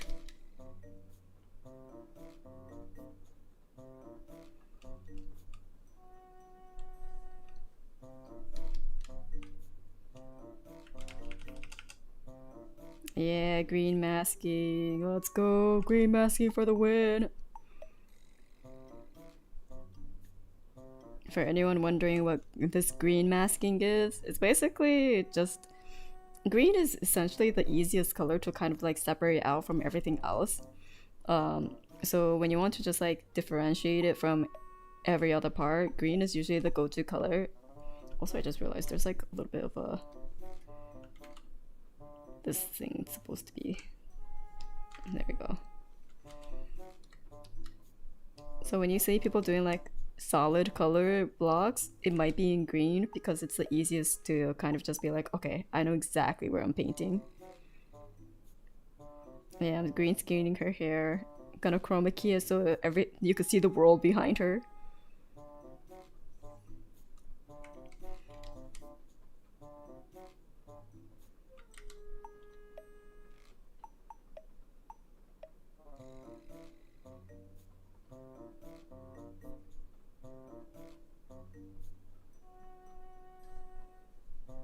Chroma key when?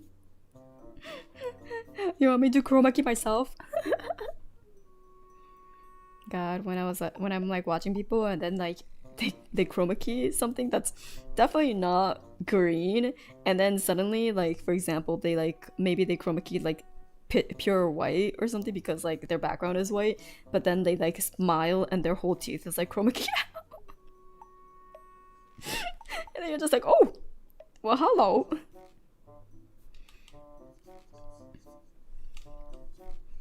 It happens more often than you think.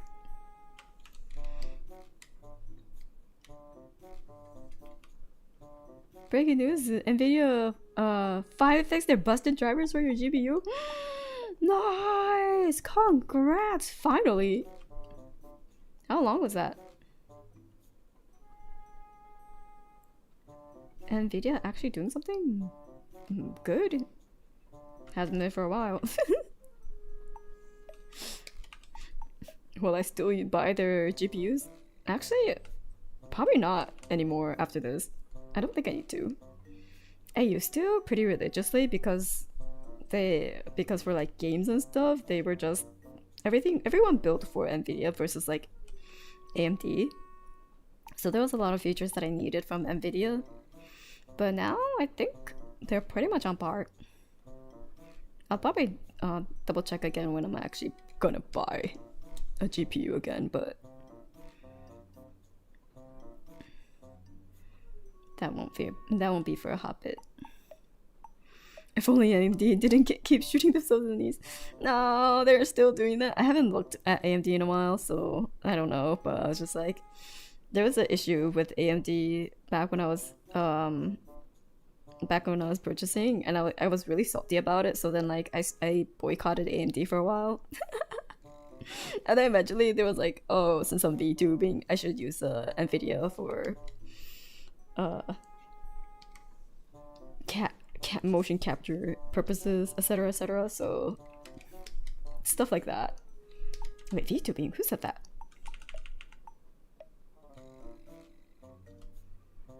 Wasn't me. They release something great, then they fuck up everything up. No, AMD, please. Hello, hello. Is this our version of Subway Surfers? Yes. 100%. This is your version of Subway Surfers. Look at these pretty colors. Wow.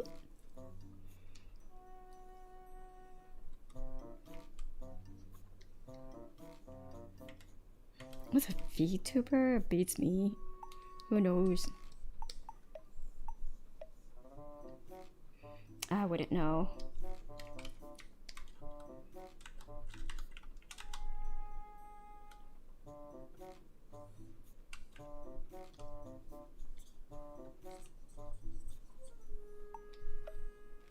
this? Okay, there we go.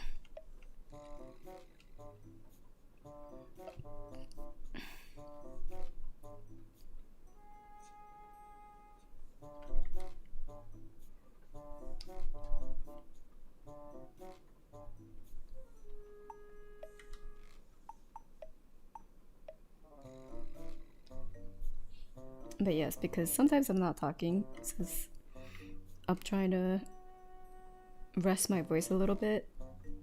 So I needed something world like a world race, you know, on the side. Shining colors make brain go brrr. Yeah. Exactly. Need something on the side, you know. Well, she's a little dull in that aspect in terms of color palette, but that is by design. I think this one could be a little bit more. Okay, not that saturated. Yeah.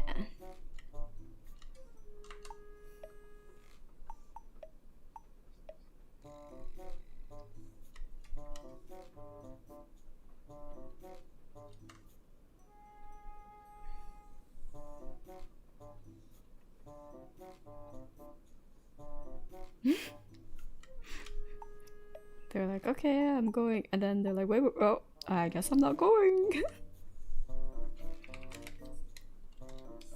Yeah, talking constantly is tough.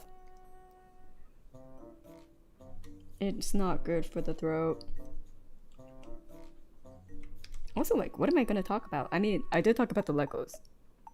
And then I was like, oh yeah, there's a whole bunch of like office talk that I could talk about too, you know, but I don't know how streamers do it. Shoka, you also do it. Hello?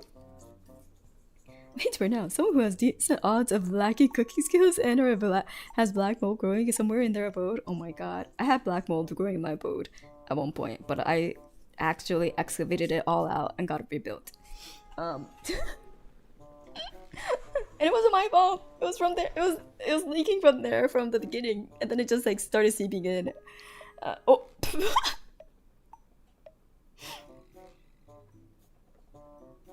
Everyone just jumped. They fucked up their start.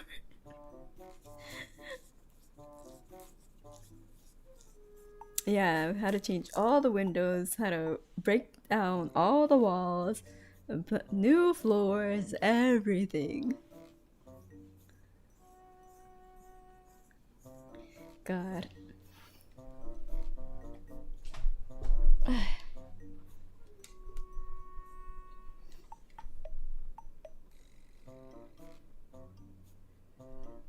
But now I've been in this newly renovated room for a while, so I'm very happy.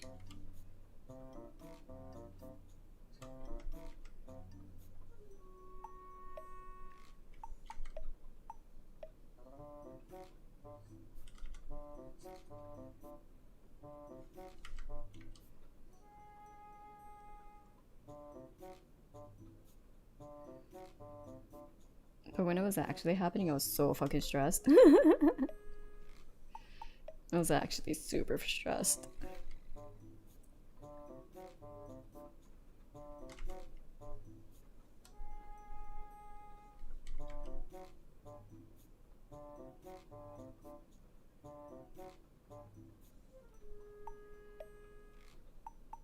I think that was when I was still working from home quite a bit, right? Potentially. Wait, no, I wasn't. It wasn't.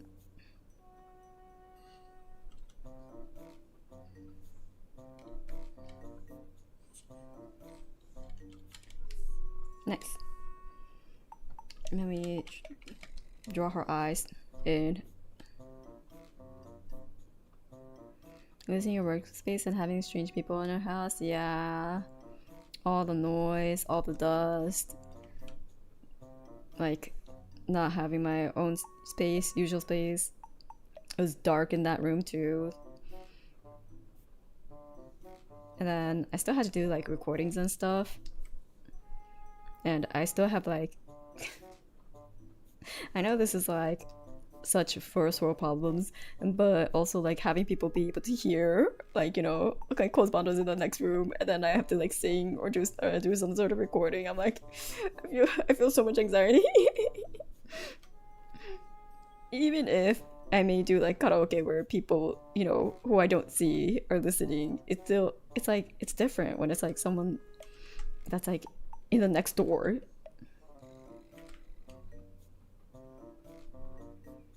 Was Bando duet one day?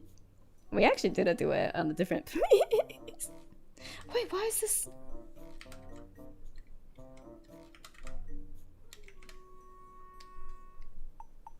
Why is this see-through? No wonder it wasn't being drawn well.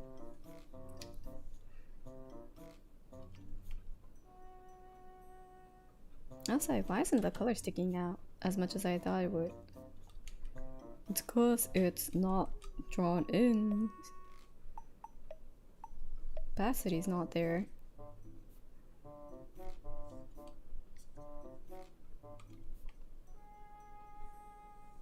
See, start singing, and then if they make eye contact, you hand them the mic to join it.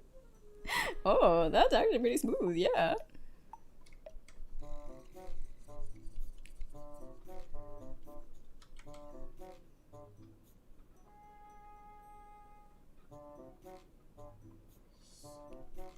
But yes, Kozbanda and I have had a duet in karaoke boxes.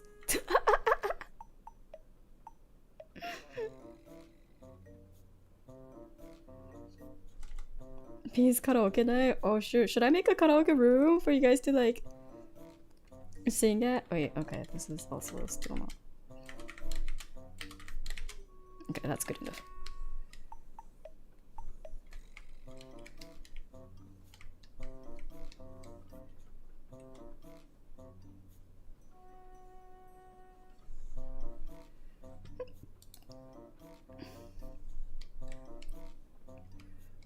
How do you sync over Discord? You can't. Actually, there is like a sing together, like syncing stuff available now, where you get like delays and stuff. So it is possible. It's just you wouldn't be, the people that are actually singing wouldn't be able to hear each other, but then like the people that are listening would hear it synced if it's like duets. But if it's you know, you just taking the mic over, then you don't. Then there's no need for syncing.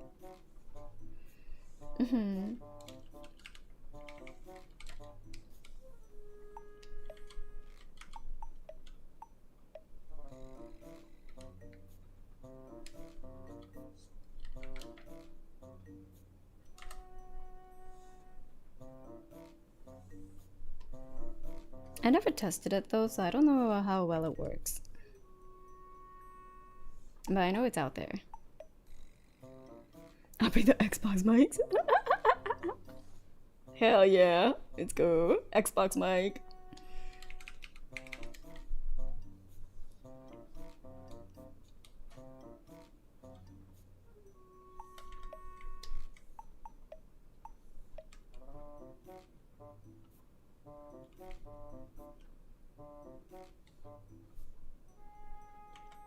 Zeta!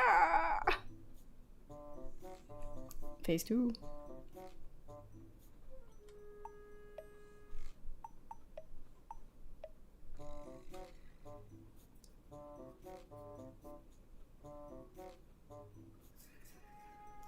My headset mic will do wonders for the audio quality. Oh hell yeah! We love to hear those audio qualities.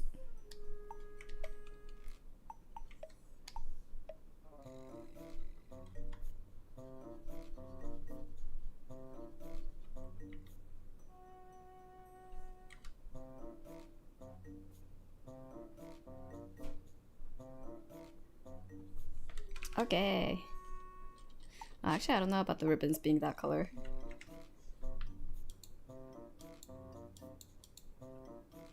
Yeah, I think brown works.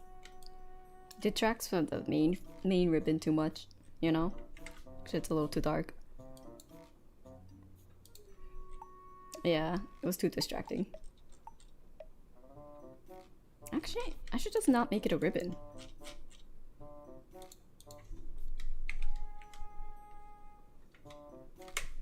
Also, hold on. I should just cut this hair.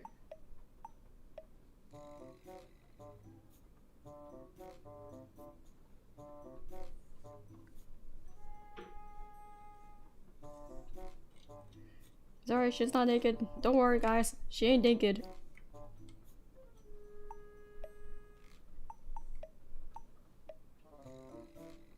She definitely has just a very, very, very, very skin-toned bodysuit on.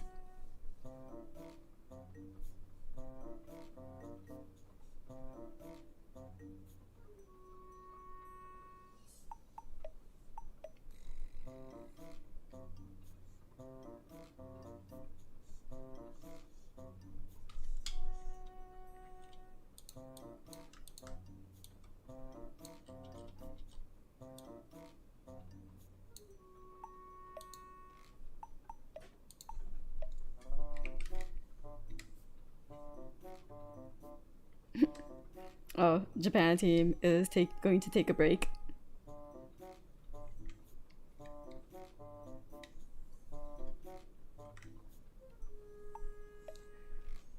Because they don't know when they'll take a break, if the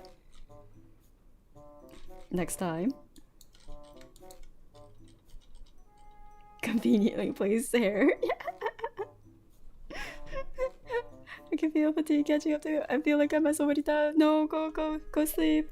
Thank you so much for stopping by, guys. Get some sleep.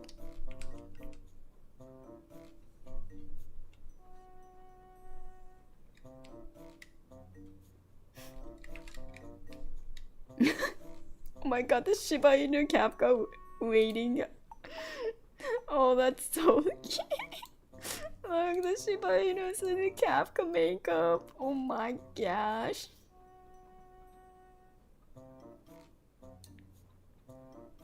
How can I distract the artist if she's already distracted? Oh look, dog! Hell yeah, so cute.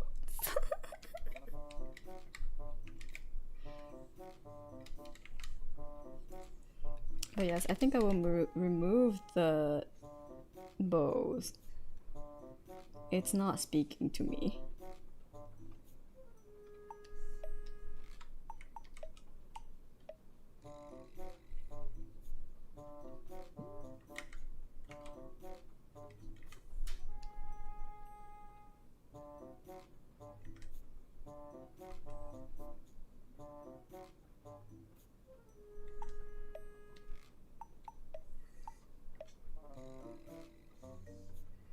And now we just make these.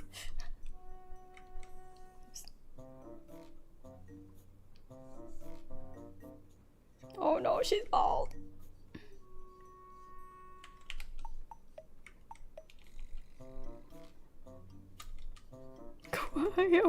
Oh shit. Go Yasumi, get some good rest, you too. Bye bye. I'll probably end soon too. It's almost 1.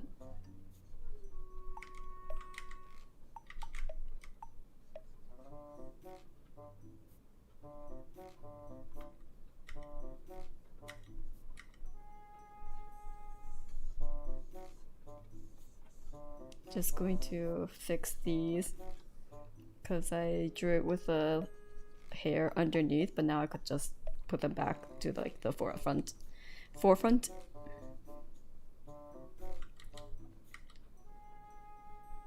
Or not the forefront. I could just draw them as if they exist underneath.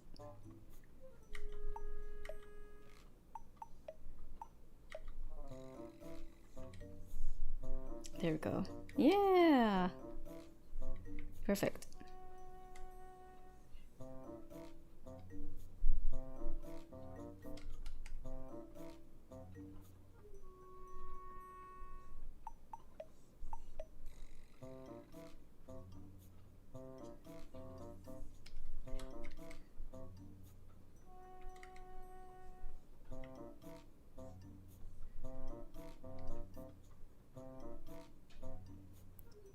Just do this. Okay. Where's her antennas? She's not her without her antennas. Like she still works without her wings, to be honest. But she doesn't work without her antennas. Although she does have wings.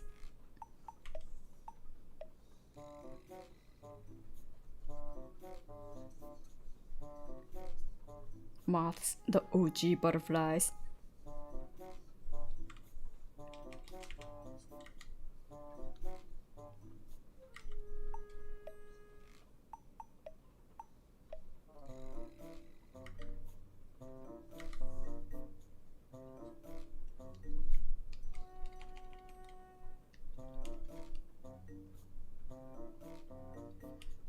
I still wanted this part to be a little furry too.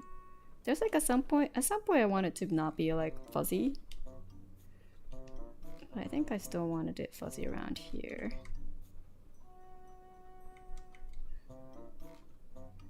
And what I wanted to do was add little segments so that it gets brighter each segment. And the mouth without an antenna is like an angel without its wing. It just doesn't work. So true. Exactly.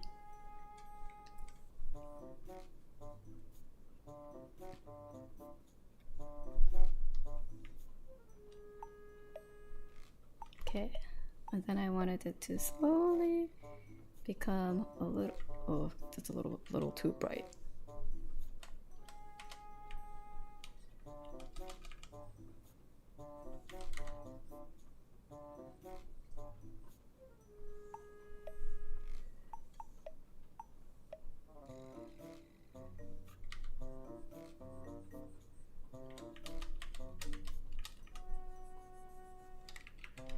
Like that. Yeah, put a little ombre to it.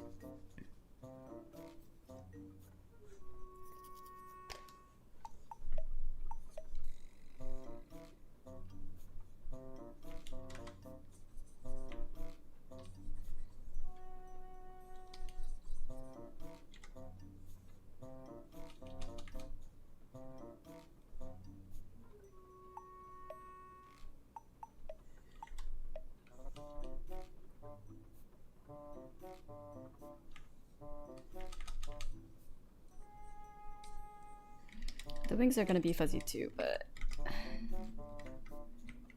yeah, I'm like, the wings?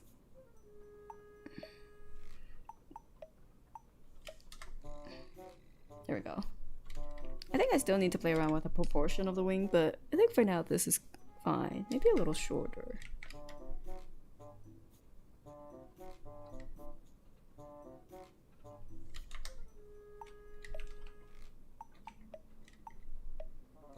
Mm-hmm.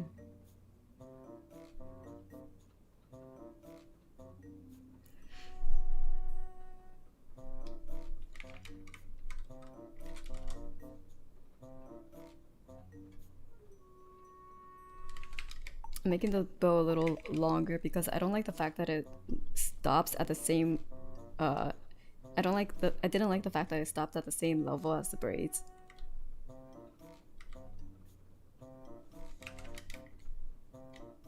Yeah, this way we get kind of like a little direction towards her eyes.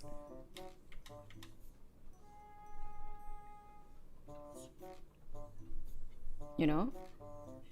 So this is small. This takes up this much visual space. This takes up this much visual space. Maybe this is like very small, like skinny. And then you get a little big blob, and then you get a bigger blob, and then that's like close to her face.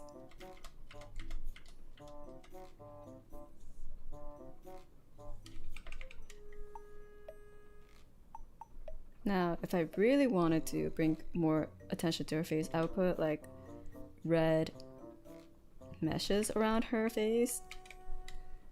Mesh? Sorry. In Japanese, these highlights are called meshu, so then I accidentally said meshes. I was like, wait, that's not English. But yeah, but I don't think that works for her. But if we were talking about like visual hierarchy of like saturation, it would make sense. Which is why we're giving her those earrings.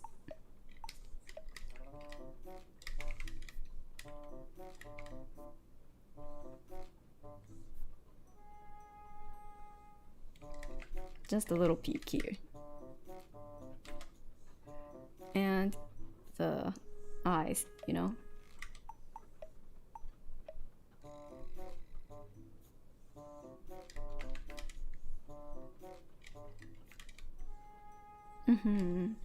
Yeah.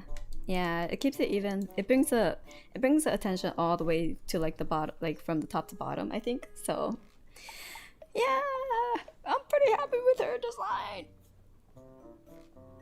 so far. It's like one thing I can do is also add like the red in the inner part of her gloves.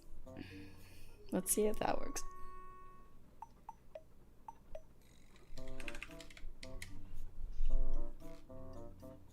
Kind of, actually.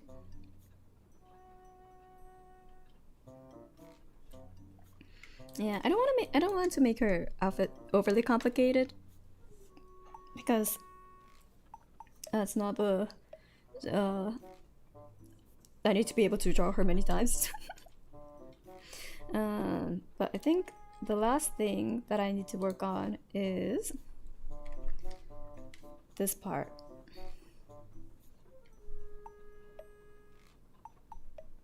Where I make lace design. Like not lace, but like silk embroidery. That'll decorate this area.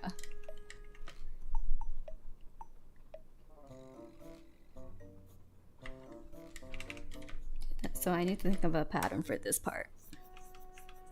And then she's designed. Woohoo! I can't forget that I need to make sure I put the indication that this part is like a ribbed fluffy, so I don't forget. Yeah. There we go.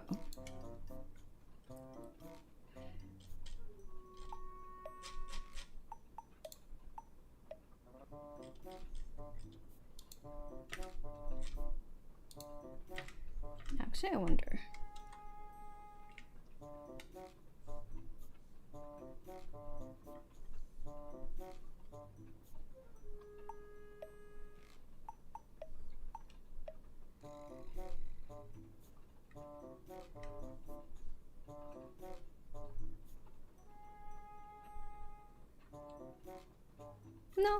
No, I think this works. By the way, Lady Go, fashion designer extraordinaire, could I get some quick idea for a girl outfit? Someone of age, undisclosed, but who can pass for 20-something, casual but cool, and preferably in now, like in the know, or in like trendy right now for 20s. Honestly, it really depends. Like, what's the purpose? Trendy right now? Like casual, office casual, event, date, like trendy in Asia, trendy in Europe, trendy in the States or North America, Americas. Adidas joggers. Shoko, I thought you went to sleep. Go sleep, Shogun. But for me, 20-something. What's casual now? For the most part, the trends come and go really quickly for like teenagers. So once you're 20-something, it calms down, I would say. And then you start figuring out your own style, and like you start solidifying into your own style. Like you still be wanting to be trendy in like the early 20s, right? But like by the time you're like later 20s, you're already pretty set on what your style, what you like, and what you feel comfortable dressing in.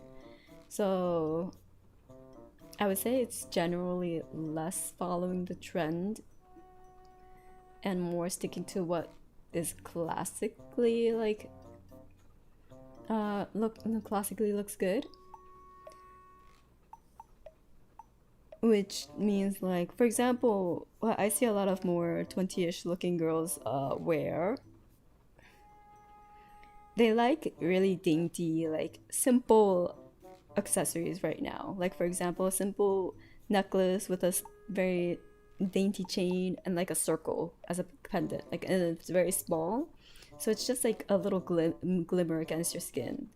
And like I see a lot of girls with like a more of a tighter knot, slick back tight bun, or hair that's loose, let down with like a gentle wave, for example. And then what kind of outfit they like to wear, honestly, it really depends on the style. So there's so many styles. There's no like definitive what's in trend right now in my for me, that like, because I don't follow the trend. I don't necessarily follow the trend. I just wear what I think is cute.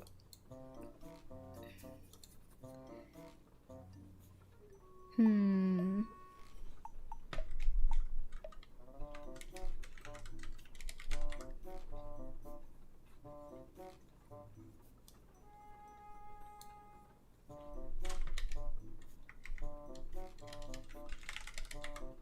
Let's see. Let's look up what the fashion trends are today.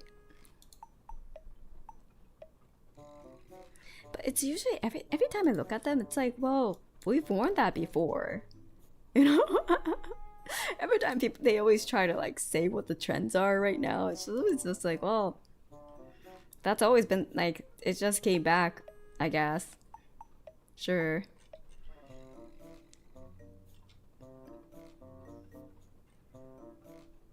Like, hasn't been that long.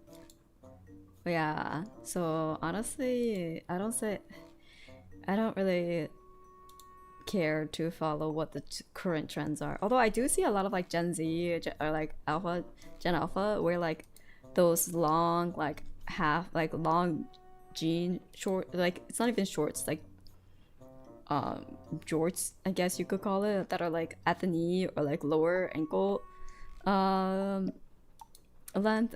I'm not like where it stems from, probably Billie Eilish. I remember seeing her do that the first. So like that with like big baggy t-shirts, and I'm like, that sure is a trend. Do I like? I mean, and that's like, but I see that and I'm like, okay, that's generally more for like teens or kids. I don't see that working too well with like 20s uh attire. Like that length is not the most appealing. Once you have a more adult figure, once you start having curves and stuff, it becomes not very uh flattering. Yeah. I mean, like, if you still like, feel comfortable in it and like you feel good in it, still do it. It's just my personal opinion. That length and like that shape of a jean shorts, I wouldn't recommend it, even if it's trendy. If you have a bit more of an adult figure. We did not have to bring back shorts. That's just my opinion. I think what's popular now is like, and what's always been popular, what's always looked good is basically a top. If you're wearing a loose fitting top, for example, you want something on the bottom that's a little bit more tight fitting, and then inverse. If you have something tight at the top, having something a little loose fitting on the bottom always works out well. So that's a general suggestion if you're finding yourself a little having some trouble, or if you're just like tight, for example, having like a bigger, looser overcoat, like a jacket or a sweater, a cardigan, that always helps to balance things out.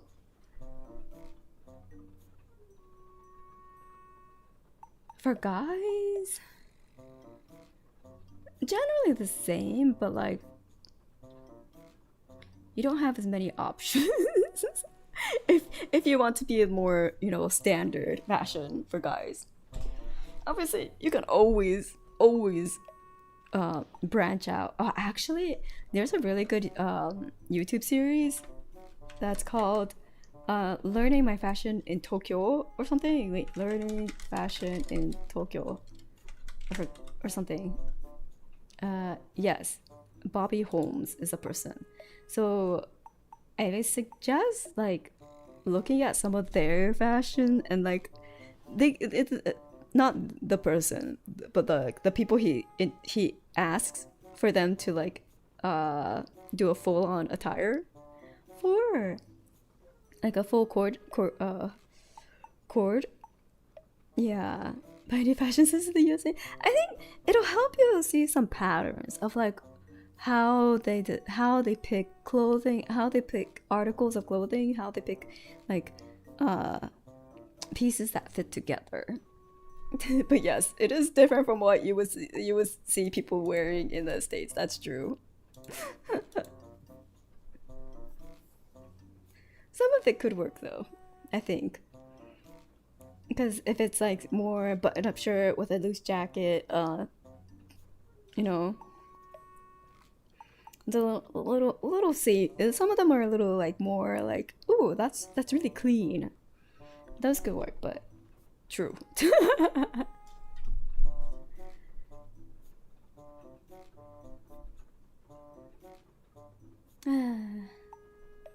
I don't know.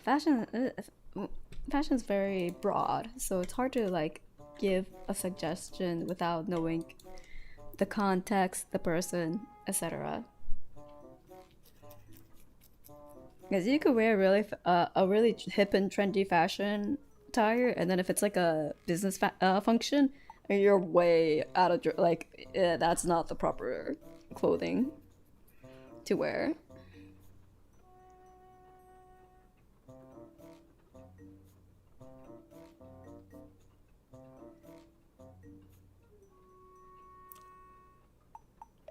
So yeah, that's my whole spiel to give absolutely zero information. I'm sorry.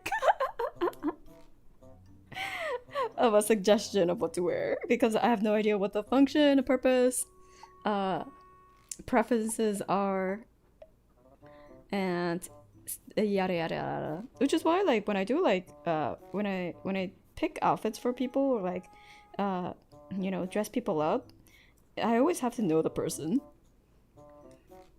and know what kind of what vibes they give off, and then I fit the fashion to that, basically. Because if you ain't matching the vibe, the fashion's gonna wear you instead of you wearing the fashion. So it has to suit the personality. Always.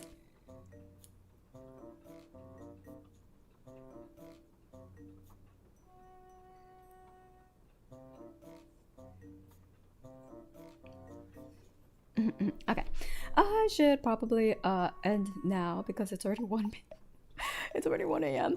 So I will go sleep, and yeah, we got pretty far though, and then I feel like they'll finish it. I feel like they'll finish it. Once I wake up, I'll be like, oh, I guess they cleared it. Wow, crazy. So it's fine. I can still think of something like that. I'm glad. Good luck though. Good luck. And I will be going now. Koyasumi. Thanks everyone. Bye bye.